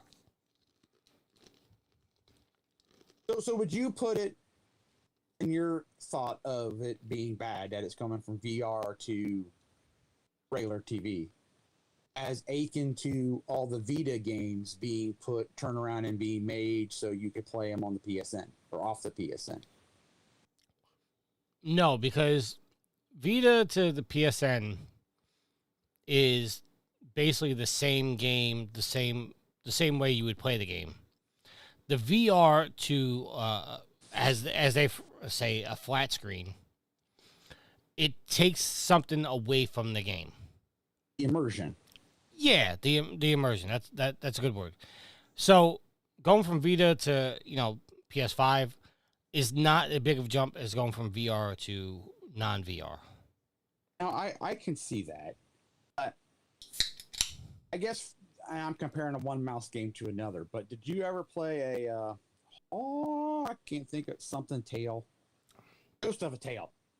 Did you ever play Ghost of a Tale? I don't think so. So if they can make Ghost of a Tale felt very immersive for what it was, a very beautiful game for what it was. If they can make mouse into something like that, I will be perfectly okay with it. All right, according to the Speaking of that, if you own a VR or VR2, I did see that they're on sale right now for like $10 each game. they are good games. According to PureXbox.com, which is where the Wikipedia took their information from, it says to mark the transition from VR to consoles, the game also now features, quote, handcrafted cinematography through newly designed cutscenes and camera systems alongside modernized visuals and platform enhancements, end quote. I mean, the little trailer that I saw that they showed on the from the news feed on the PlayStation, it looked good. I mean, I'm happy people get to play the game, don't get me wrong. But I think there's going to be something lost, for lack of a better term, lost in translation when you play it compared to when I played it, Yield. I can understand that. Yeah, but I mean, you look at some of the Resident Evil games, like Biohazard was done in VR, and I would say that that game offers something that the regular version with controller can't offer, but yet it's still a really good game. So, also, the way that Sony probably looking at this is the Moss games aren't making any more money on VR. They've been out long enough, and unless they decide to come out with a new game, like these old games aren't selling VR systems anymore. Yeah, but Polyarc is not owned by Sony, so this is a indie studio doing this. This is not Sony making their choice. This is their development studio making a choice to release on other systems. But it's also a reason why it's not a bad thing, because it's not like the VR is losing any money on this. And honestly, can we be real about this? Like, I think the writing's on the wall for the VR. It has been for a while. Like, it's a sinking ship. Save what you can from the catalog. Save your popular franchises from that catalog and breathe new life into them. I see what you're saying. Yeah, call me a VR hater. I just don't see much enthusiasm for VR out there. Well, you're not the only one, because in chat, Joe says, fuck VR, it's a gimmick. Certain things are. It depends on what you do. Listen, they made a full Deadpool game. That's awesome. They did Resident Evil 4 in VR. You can make good games for VR. And Moss was one of those that was very good. And for other people to experience it, I think you'll lose something in translation, but it's still a good game. What's the studio that did all the anthology games? I want to say Supergiant. Anthology games? It's Yeah. Supermassive. I wanted to say Supergiant. They made a VR game. I think it was called The Inpatient or The Patient. That was really good. That was all in VR. You can make good VR games. The problem is it was the Inpatient. It was The Inpatient. Okay, so you can make good VR games. The problem is that what a lot of people experienced, like when Rocksteady did their VR tech demo for Batman Arkham. When you put out stuff like that and then people try that, then they turn around and they're like, oh, well, this is just a gimmick. But when you play games like The Inpatient, or you play games like the Resident Evils, which I have not done, in VR, or you play Moss, you see the power of VR. Matt, you have, was an Oculus, I think you said? Yeah. Yeah. So when you find the good games for VR, and I know the comments are gonna be, oh, there's so few. When you find the good games, you see the value behind VR. The problem is that there are too many people with, and don't take this the wrong way, with the attitudes of Alex and Yield and JP, who turn around and say, oh, it's just a gimmick, or I don't get it. And that's fine. You don't get it. But when you find those games, it adds a whole new level to it. So when I say, and I agree with you in the sense that I've been saying it was a gimmick from the beginning, and the main reason I stick my hat on that is Sony has a historical, I don't know why path is not the right word, but they're historically known for not supporting their peripherals. So you've got companies that make Moss and Resident Evil and the Inpatient, and you can see, just like the Vita, you can see there are really good games, but not enough people tap into that to keep it relevant. You get this rush of games that come out initially because Sony wants these games or gets people to develop games for it, and then after that, everybody goes back to the console, and it's kind of forgotten about. Yeah, and you're not wrong about that, but like you said, the problem is that companies need to see that their investment in the time to develop a Vita game or a VR game or whatever, they need to see like the return on their investment. And the problem is Sony can't support any of their things on their own. They need third-party support. And Sony could turn around and say to Supermassive, yeah, make us a VR game in the Until Dawn universe. That's great. You give them the money, they go in development. They're not worried about returning their investment because they've gotten their money for whatever they need to develop the game. But to have somebody independently go, okay, we're going to develop a game for VR, or we're going to develop a game for the Vita, or whatever the case may be. Like, they have to know that their time they're spending is going to be there. But when you have people turn around and say, I'm not paying $400 for a VR headset, which is justifiable, then, are you going to spend 2 years developing a VR game, which, just in my opinion, is probably a little bit more labor intensive than making a normal console game, for, an eighth of the audience? You're not going to do that. So you got to find a way to find these systems to make it profitable for other people to develop them for. Because no console out there, Nintendo, Microsoft, or Sony, none of those are going to be successful without third-party support. They can't just develop their own in-party game or first-party games and expect to be successful. I disagree, because Nintendo does very well with their own first-party games.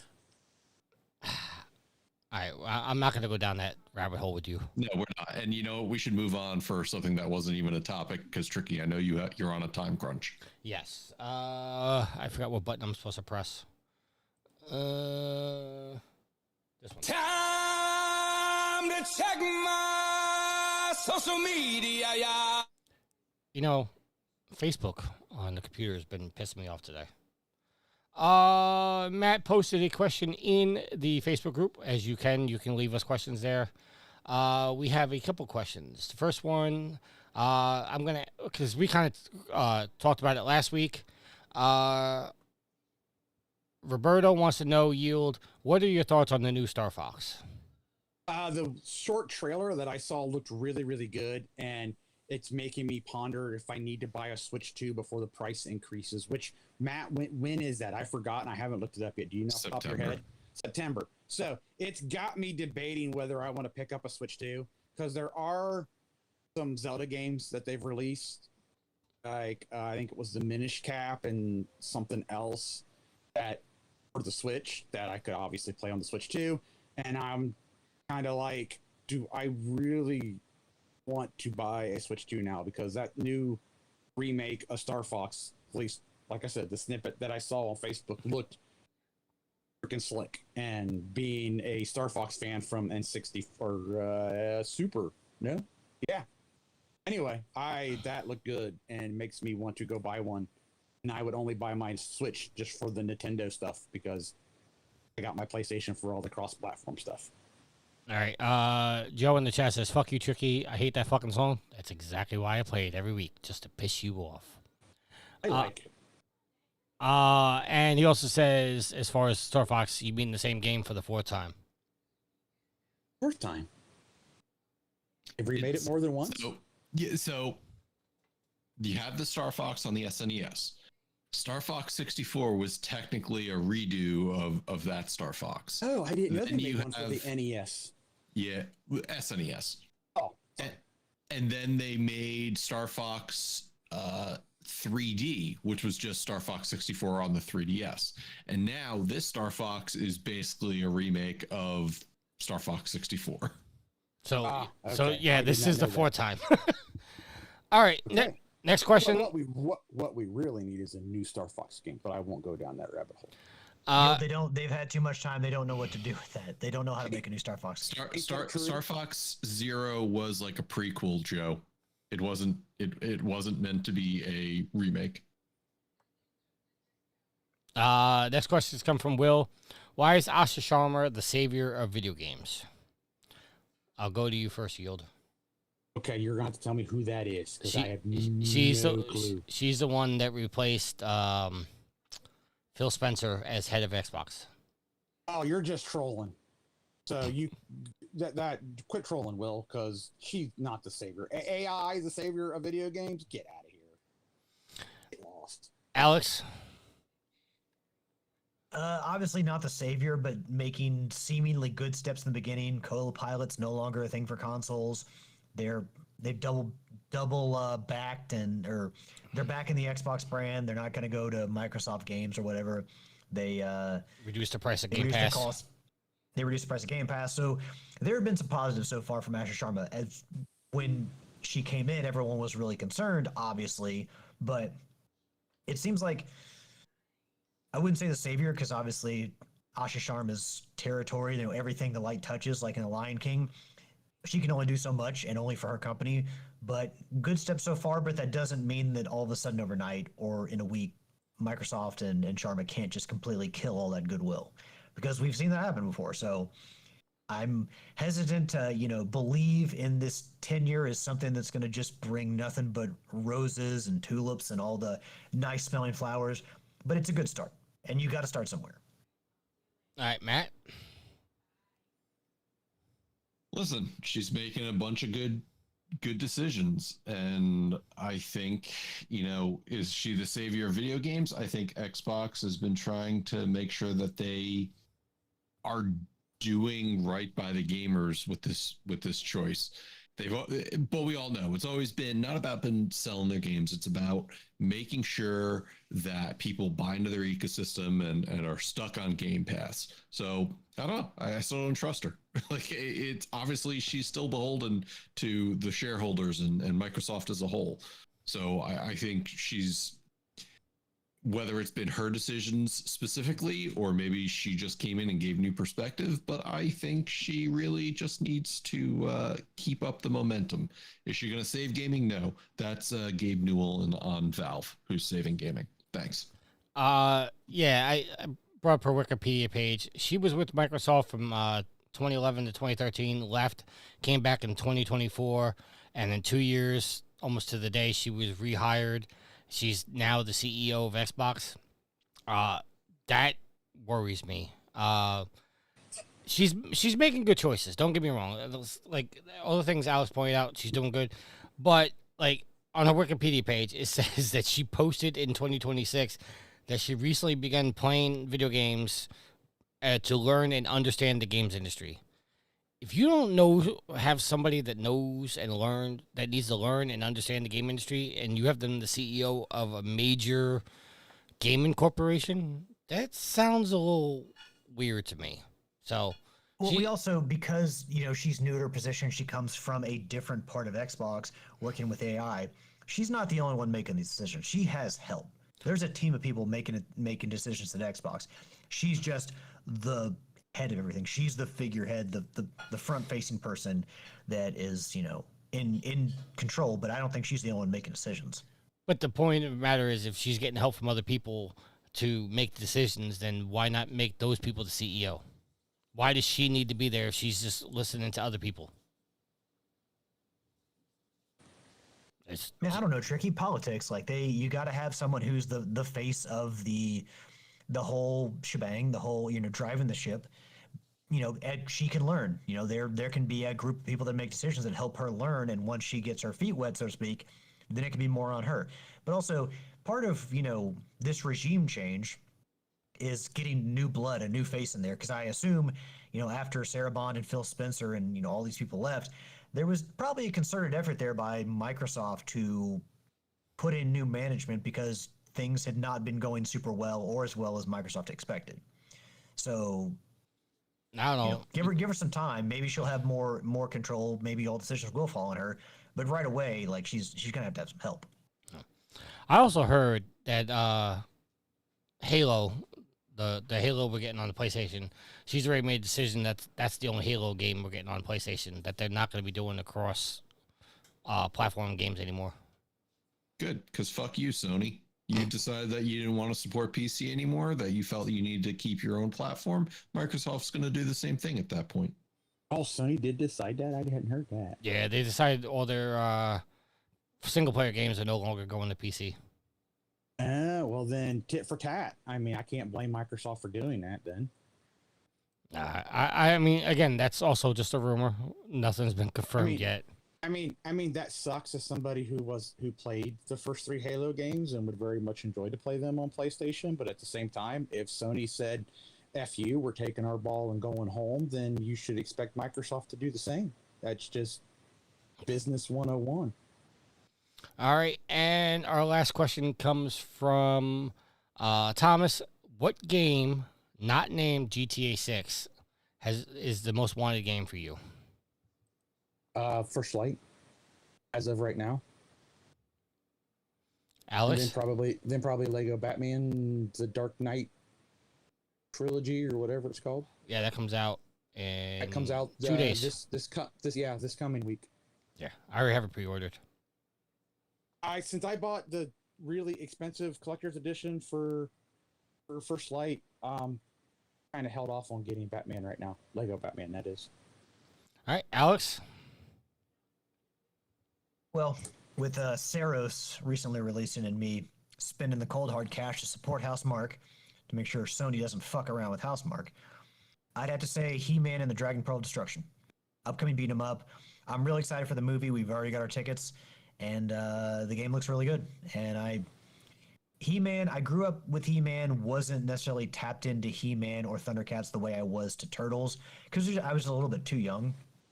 But I've definitely become a fan of everything Masters of the Universe since as I've gotten older. Found a healthy respect for it. I didn't know they were making a beat 'em up game. I'll have to look that up. Yeah, Dragon Pearl Destruction. It was supposed to come out on the 28th of last month, so it was supposed to come out the same day as Saros, actually. But it got delayed until summer.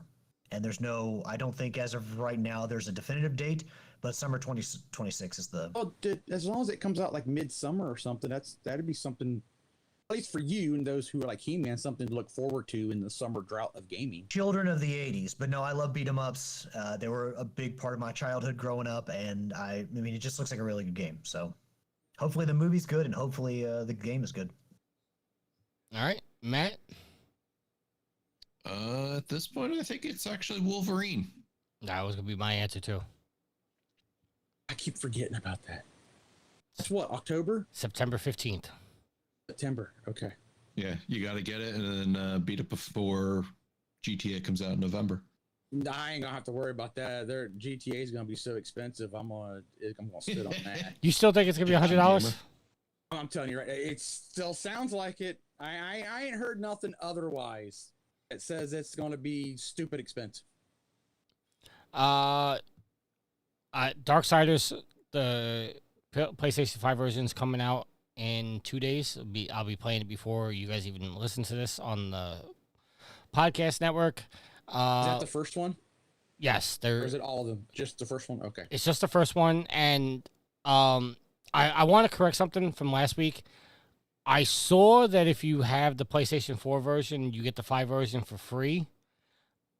that same website is no longer saying that, so it was just removed. So I don't know if that's actually true or not. Wolverine and Lego Batman.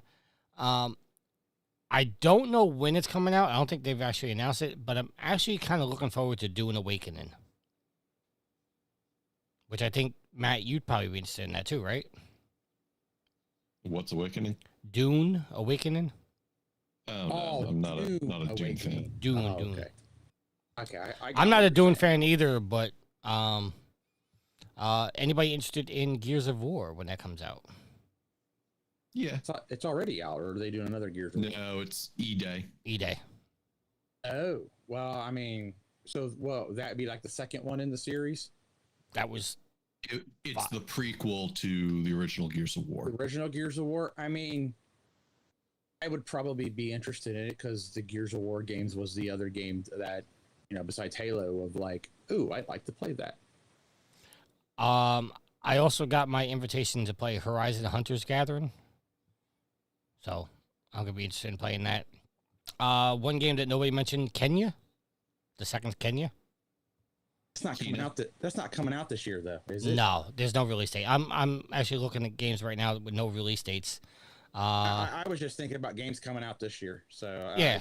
I'll play the second game, but I'm interested in Marvel 1943, The Rise of Hydra. I did remember hearing something about that. That did look interesting. Yeah. Third-person game, isn't it? Yes. I'm looking through games that are coming out to see if you guys are ever mentioned it. Okay. Why don't we move on, Tricky? Again, you're on a fine clock today. All right. Let's go to our topic of the week. Toe.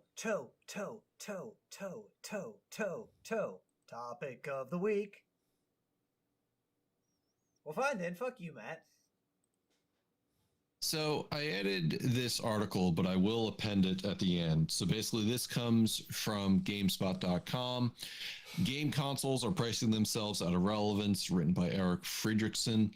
Basically, it's just talking about how it's difficult to looking at the next generation of consoles, trying to figure out what the prices are going to be when you've got the consideration of a $900 PS5 Pro. And if a PS6 is going to be even better than that, how is it going to be anything less than $900?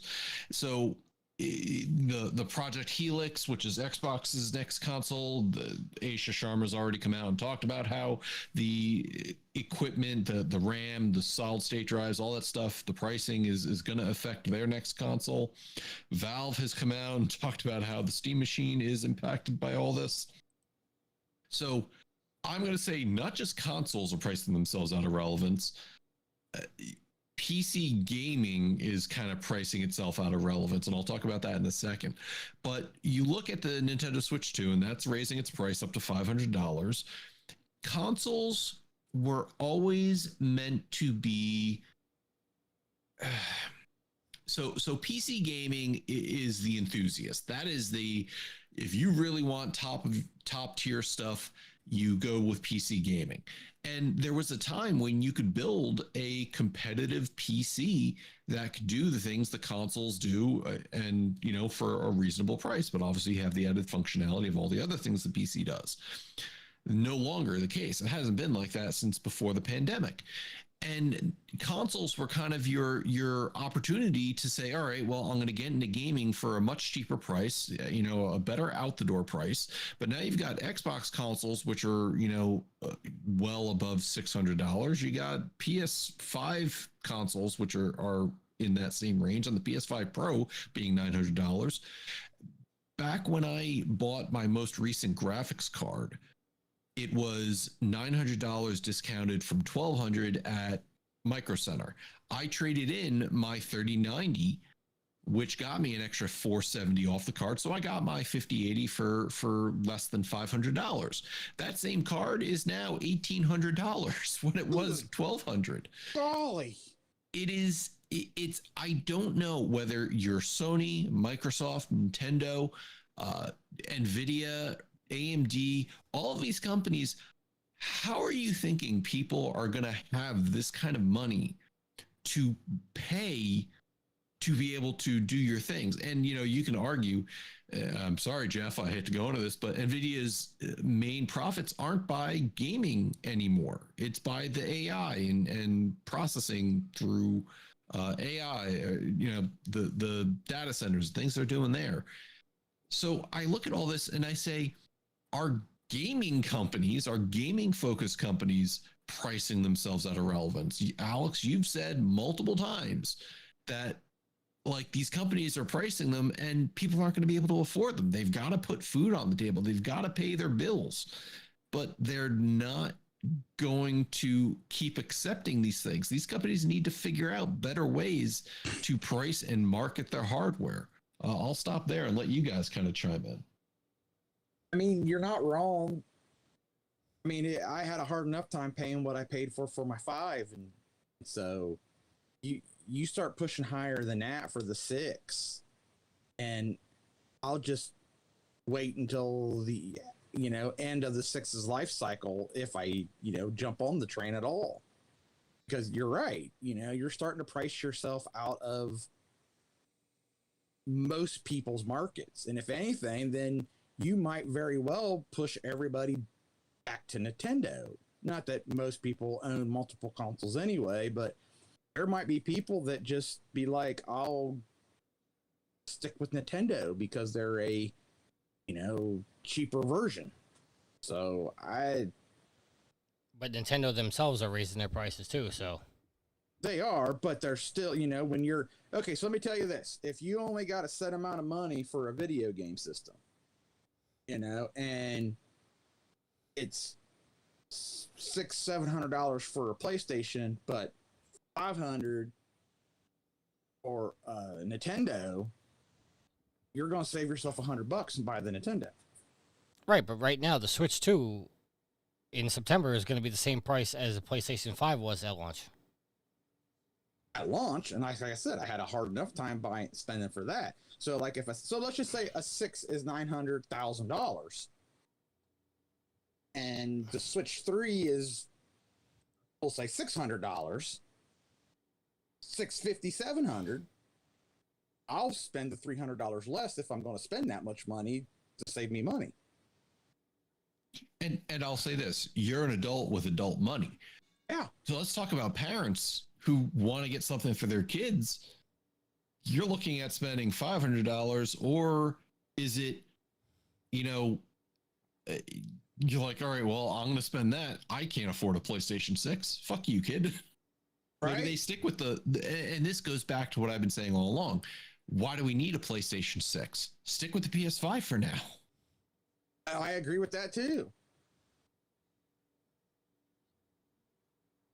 I don't know. Because all the gaming companies have come out and said that the price of the chips are driving the cost up for the consoles. So, I mean, I know you have to develop for the future, but at the same time, then why don't you push the launch back in essence of hoping that the market stabilizes or the prices come down and double down on your current gen console? Because they got to pay for all their R&D. I don't know what to say. I guess that's your own fault for deciding every 8 years you need to make a new console instead of just I don't know. I mean, I'm not going to pay for it. I don't have that kind of money. So, I'm just telling you what I can do. And I think Matt kind of sounds like he's the same way. Well, see, I have a problem with the headline of this is because it's game consoles are pricing themselves out of relevance. I think as long as console gaming in general is cheaper than PC gaming, using the same logic that Yoda's just making about why he would buy a Switch over the next PlayStation, game consoles, as long as they're cheaper than PC gaming, are not going to be irrelevant. That's not that's not what we're talking about here. That's not what the article is assuming. This is not about consoles versus PC gaming. No. This is about consoles making it that people can't afford them anymore. I understand that, and so then the article should say game consoles are getting too expensive, not out of relevance. Because if if console games or consoles are cheaper than PCs, then there's always going to be a market for them. Until consoles are more expensive than PCs, then I think the headline of this is wrong. Like, it's not going to be out of relevance, because if people want a game, they're going to go to the cheaper option. Same like you was just saying about buying the Switch. He'll buy the Switch 3 before he buys the PlayStation 6. I understand that. And if you're looking at the gaming market, which is cheaper, a console or a PC? Console's cheaper.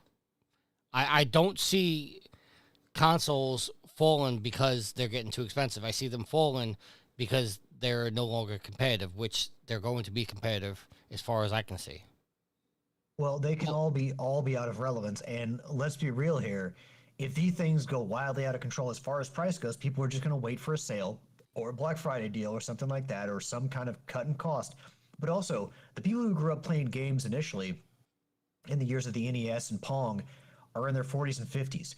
We don't know how many of those people are going to age out of gaming and may say, you know what, this hobby is too expensive. I'm not going to do it anymore. I mean, and there has been a resurgence. Maybe it's just me. It seems like there has been a very strong push lately for retro gaming.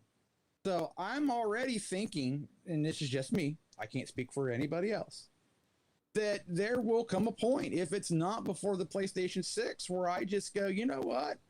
I'm going to go back and enjoy my NES stuff and revisit that, because I'm not paying $700, $800, $600 for the newest, greatest thing.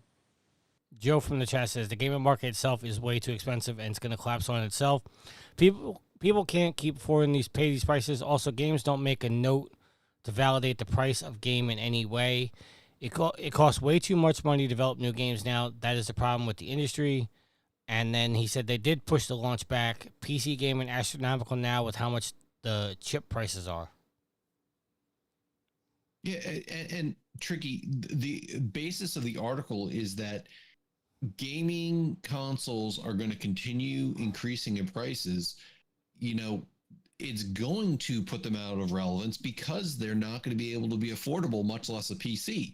So people are going to sit down and say, well, I'm just not going to get anything at this point. So you look at it and say, well, normally, yes, you go, well, I'm going to go with a console instead of a PC. But when it gets to the point that people can't afford the console either, they're just not going to get anything. I agree with that. But again, if you're saying that game consoles going up in prices is pushing them out of relevance, okay, let's take that at face value.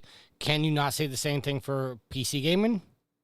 That's exactly what I'm saying about PC gaming, but I'm just saying the alternative to PC gaming is not going to be affordable either. So people are just going to not get it.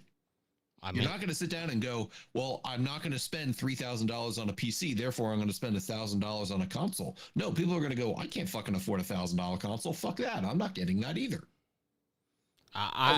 Because at that point, you've been a PC gamer all along. If you can't get what you want, you're not going to settle for, in their terms, an inferior product. Well, then look at it this way. On Micro Center, the cheapest PC right now is a Ryzen 5 5500 with an AMD Radeon RX 7600. That's like PS4 level capabilities. You get up to something with more of a PS5, you're looking at $2,500 or so for that kind of PC. And that's just a gaming PC, right? Yeah. Okay. Now yield. So I'm sorry, go ahead. No, so you look at that and go, okay, yeah, well, obviously, if I can't buy that, I'm going to go look at consoles. Oh, okay, well, the Xbox is $600, the PS5 is $600. Oh, I should, if I'm going to spend the money, I'm going to spend the $900 on the PS5 Pro. Wait, what do you mean I have to buy the disc drive if I want to play physical media as well? Well, fuck that. That's an extra $80. You're now, with taxes, above $1,000 for a PS5 Pro. So, yeah, you price yourself out of relevance. The only one maintaining relevance right now is Nintendo because, yes, while their console is going up in price by $50, they're doing it by $50. They're not doing it by the 100 or 150 that Microsoft and Sony did. So I look at these and I go, yeah, consoles were always the cheaper option to get in. And now they're starting to come in line with PCs because that's what they are. They are PCs. And they unfortunately they're meant to do a very specific thing, whereas PCs are supposed to be more generalized. And fuck you, Joe, it's not about updating drivers or spreadsheets. I know you're going to say that before I even get there. It's a TurboTax machine.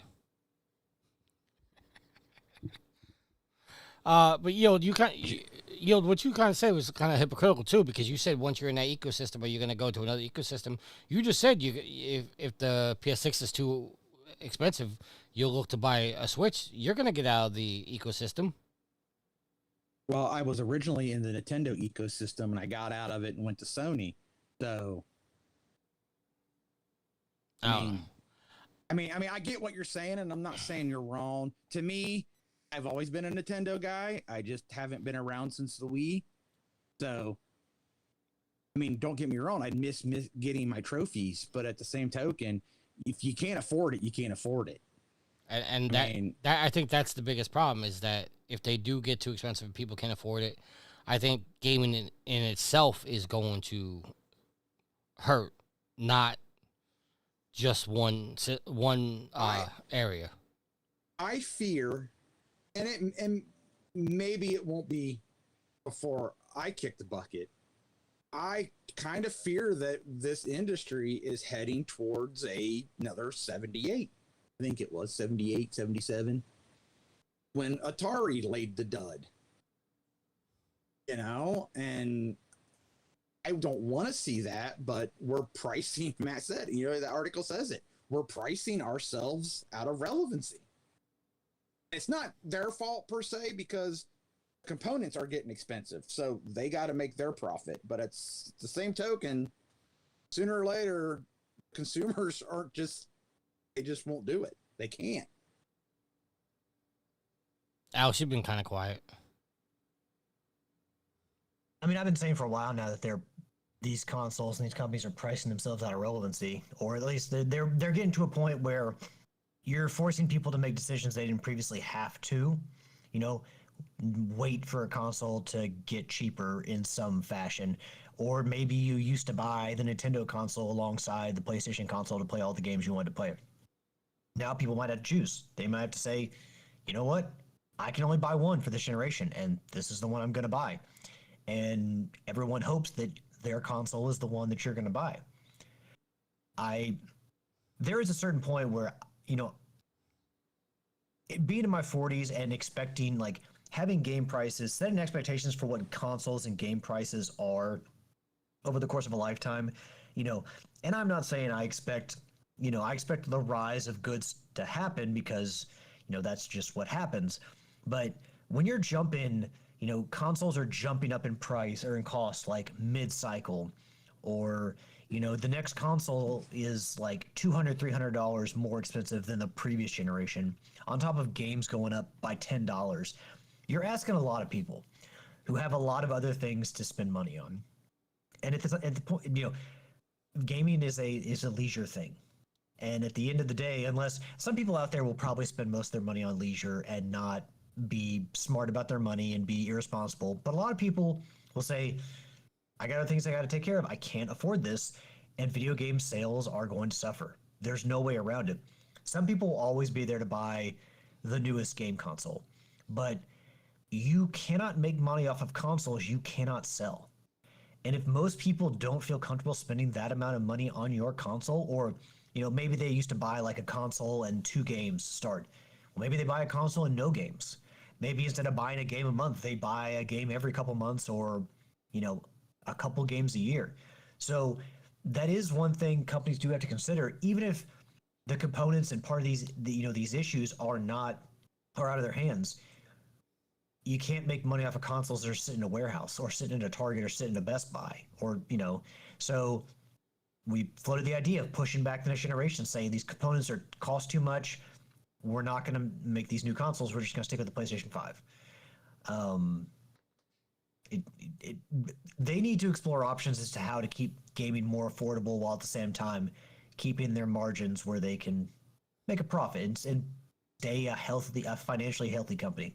But yeah, you can't look at these prices and just not cringe and think about. I mean, hell, when the PlayStation 5 came out, I even like what was it? I can't remember exactly what we had to pay for it, but 500. it it was it was like 500. Yes. But what was for the bundle? The bundle you sold Ashley for me. It was 500. And even I was like, I don't really want to buy that now. Like you called me with that offer at first, and I refused you, and that's when you called Ashley. No, Ashley So- called me. I didn't call Ashley. She called me. Okay, well, okay then. But I refused the offer at first, and that was $500. You think I'm gonna spend $300 more than that for a new console? No, I'm not. I'm not doing that. So I can wait, or I can do without. Honestly. And I feel like a lot of people feel the same way. Like they can go without it. Me, who's crazy, I'll buy it day one because I always like the new technology. But there are a lot of people that will wait. I have no problem waiting for the PlayStation 6 to come out because I do agree that even in this generation, I don't think we've gotten to the point where we're using the PlayStation 5 to its fullest capacity yet. Typically in all the console generations, like it wasn't until the second half or the later years that we started getting the games that like this is what the PS2 or the PS3 or the PS4 could really do. I don't think we've gotten to that point in the PlayStation 5. So No, we definitely haven't. And that's been my contention. Whether it's that, the Xbox Series X, the Switch was showing its age. The Switch 2 now has the potential to last a good amount of time. The Switch lasted 7 years or so. I think the Switch 2's got it. We're now at year 6. I'm sorry, this is 2020 to 2020. Yeah, we're in year 6 of the X, the Series X and the PS5. People are still doing things with these that look amazing, and there's still more potential for it. You said earlier that they need to recoup their development costs. Well, then why the fuck are they raising the price on their consoles? well, If they need to develop a new console to do it, there's something off on those books. Well, it's also worth noting that it's historically known that these companies always took a loss on their consoles and always made it up in their software with their games and stuff like that. You've pointed out many times, like this is the first generation where we've seen price increases, where normally by this time we see the price decrease. So yeah, well, you just said it. They normally make up on their software sales. Well, now that it's taking longer to put out specialized or software only available on those systems, they're not making up those costs because it's taking them longer and they're spending more to make those games. So they're not recouping those costs there. So they got to make it in the way of a new console. I find something wrong with that statement.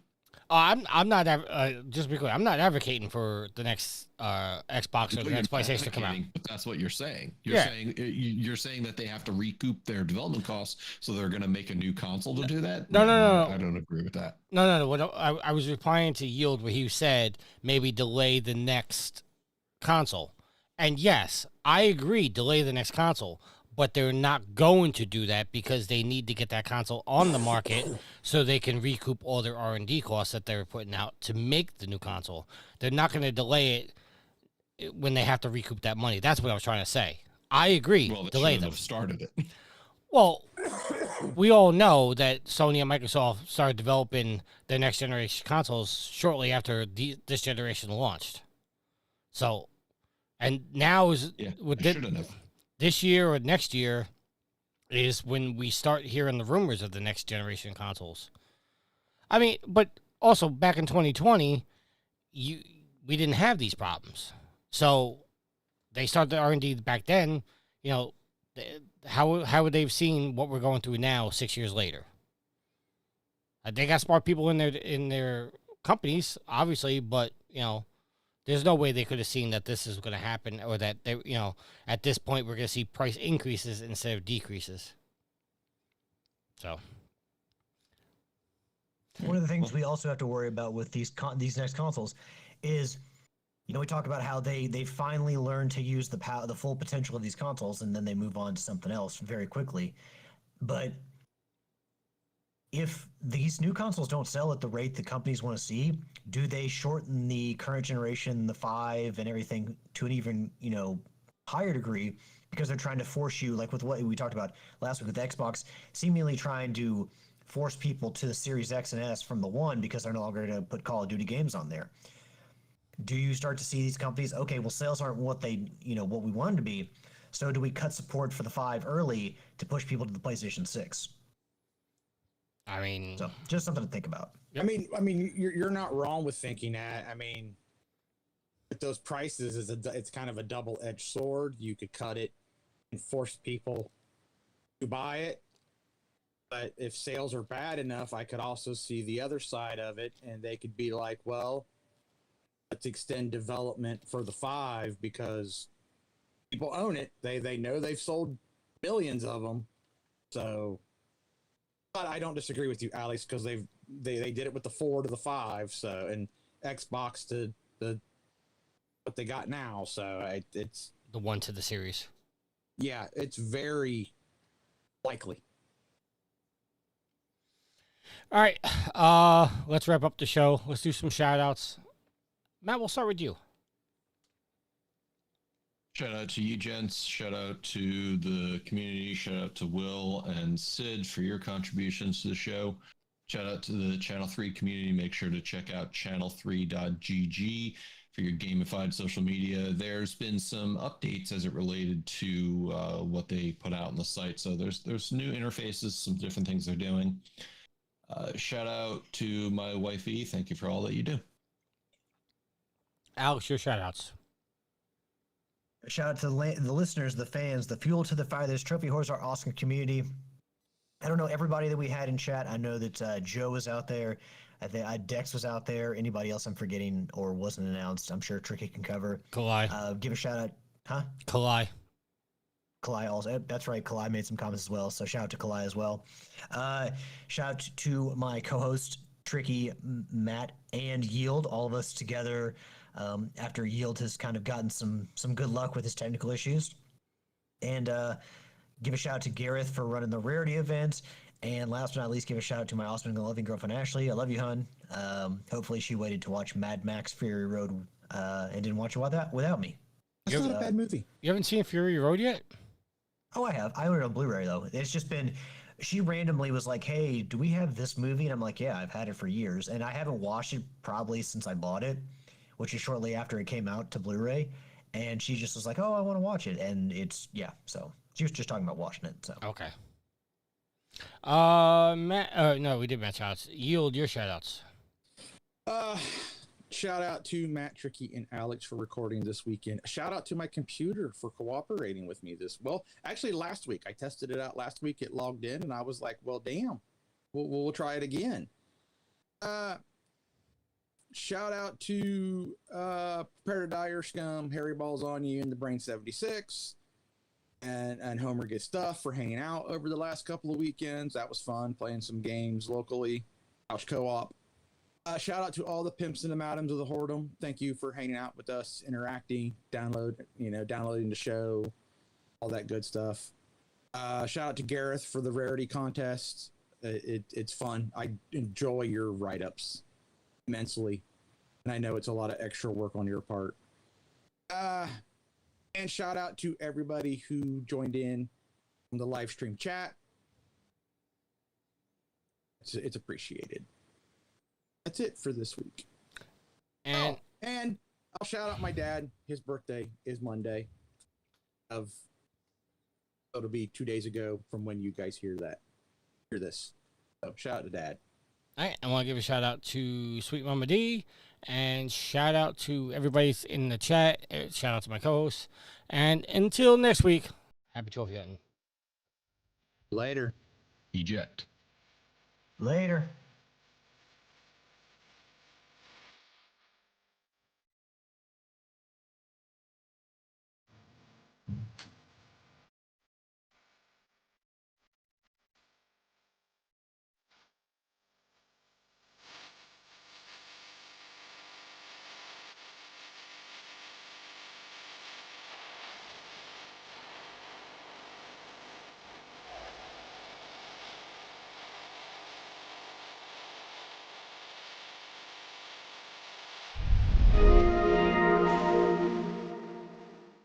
The theme song is Venus by the band Even off their album Z.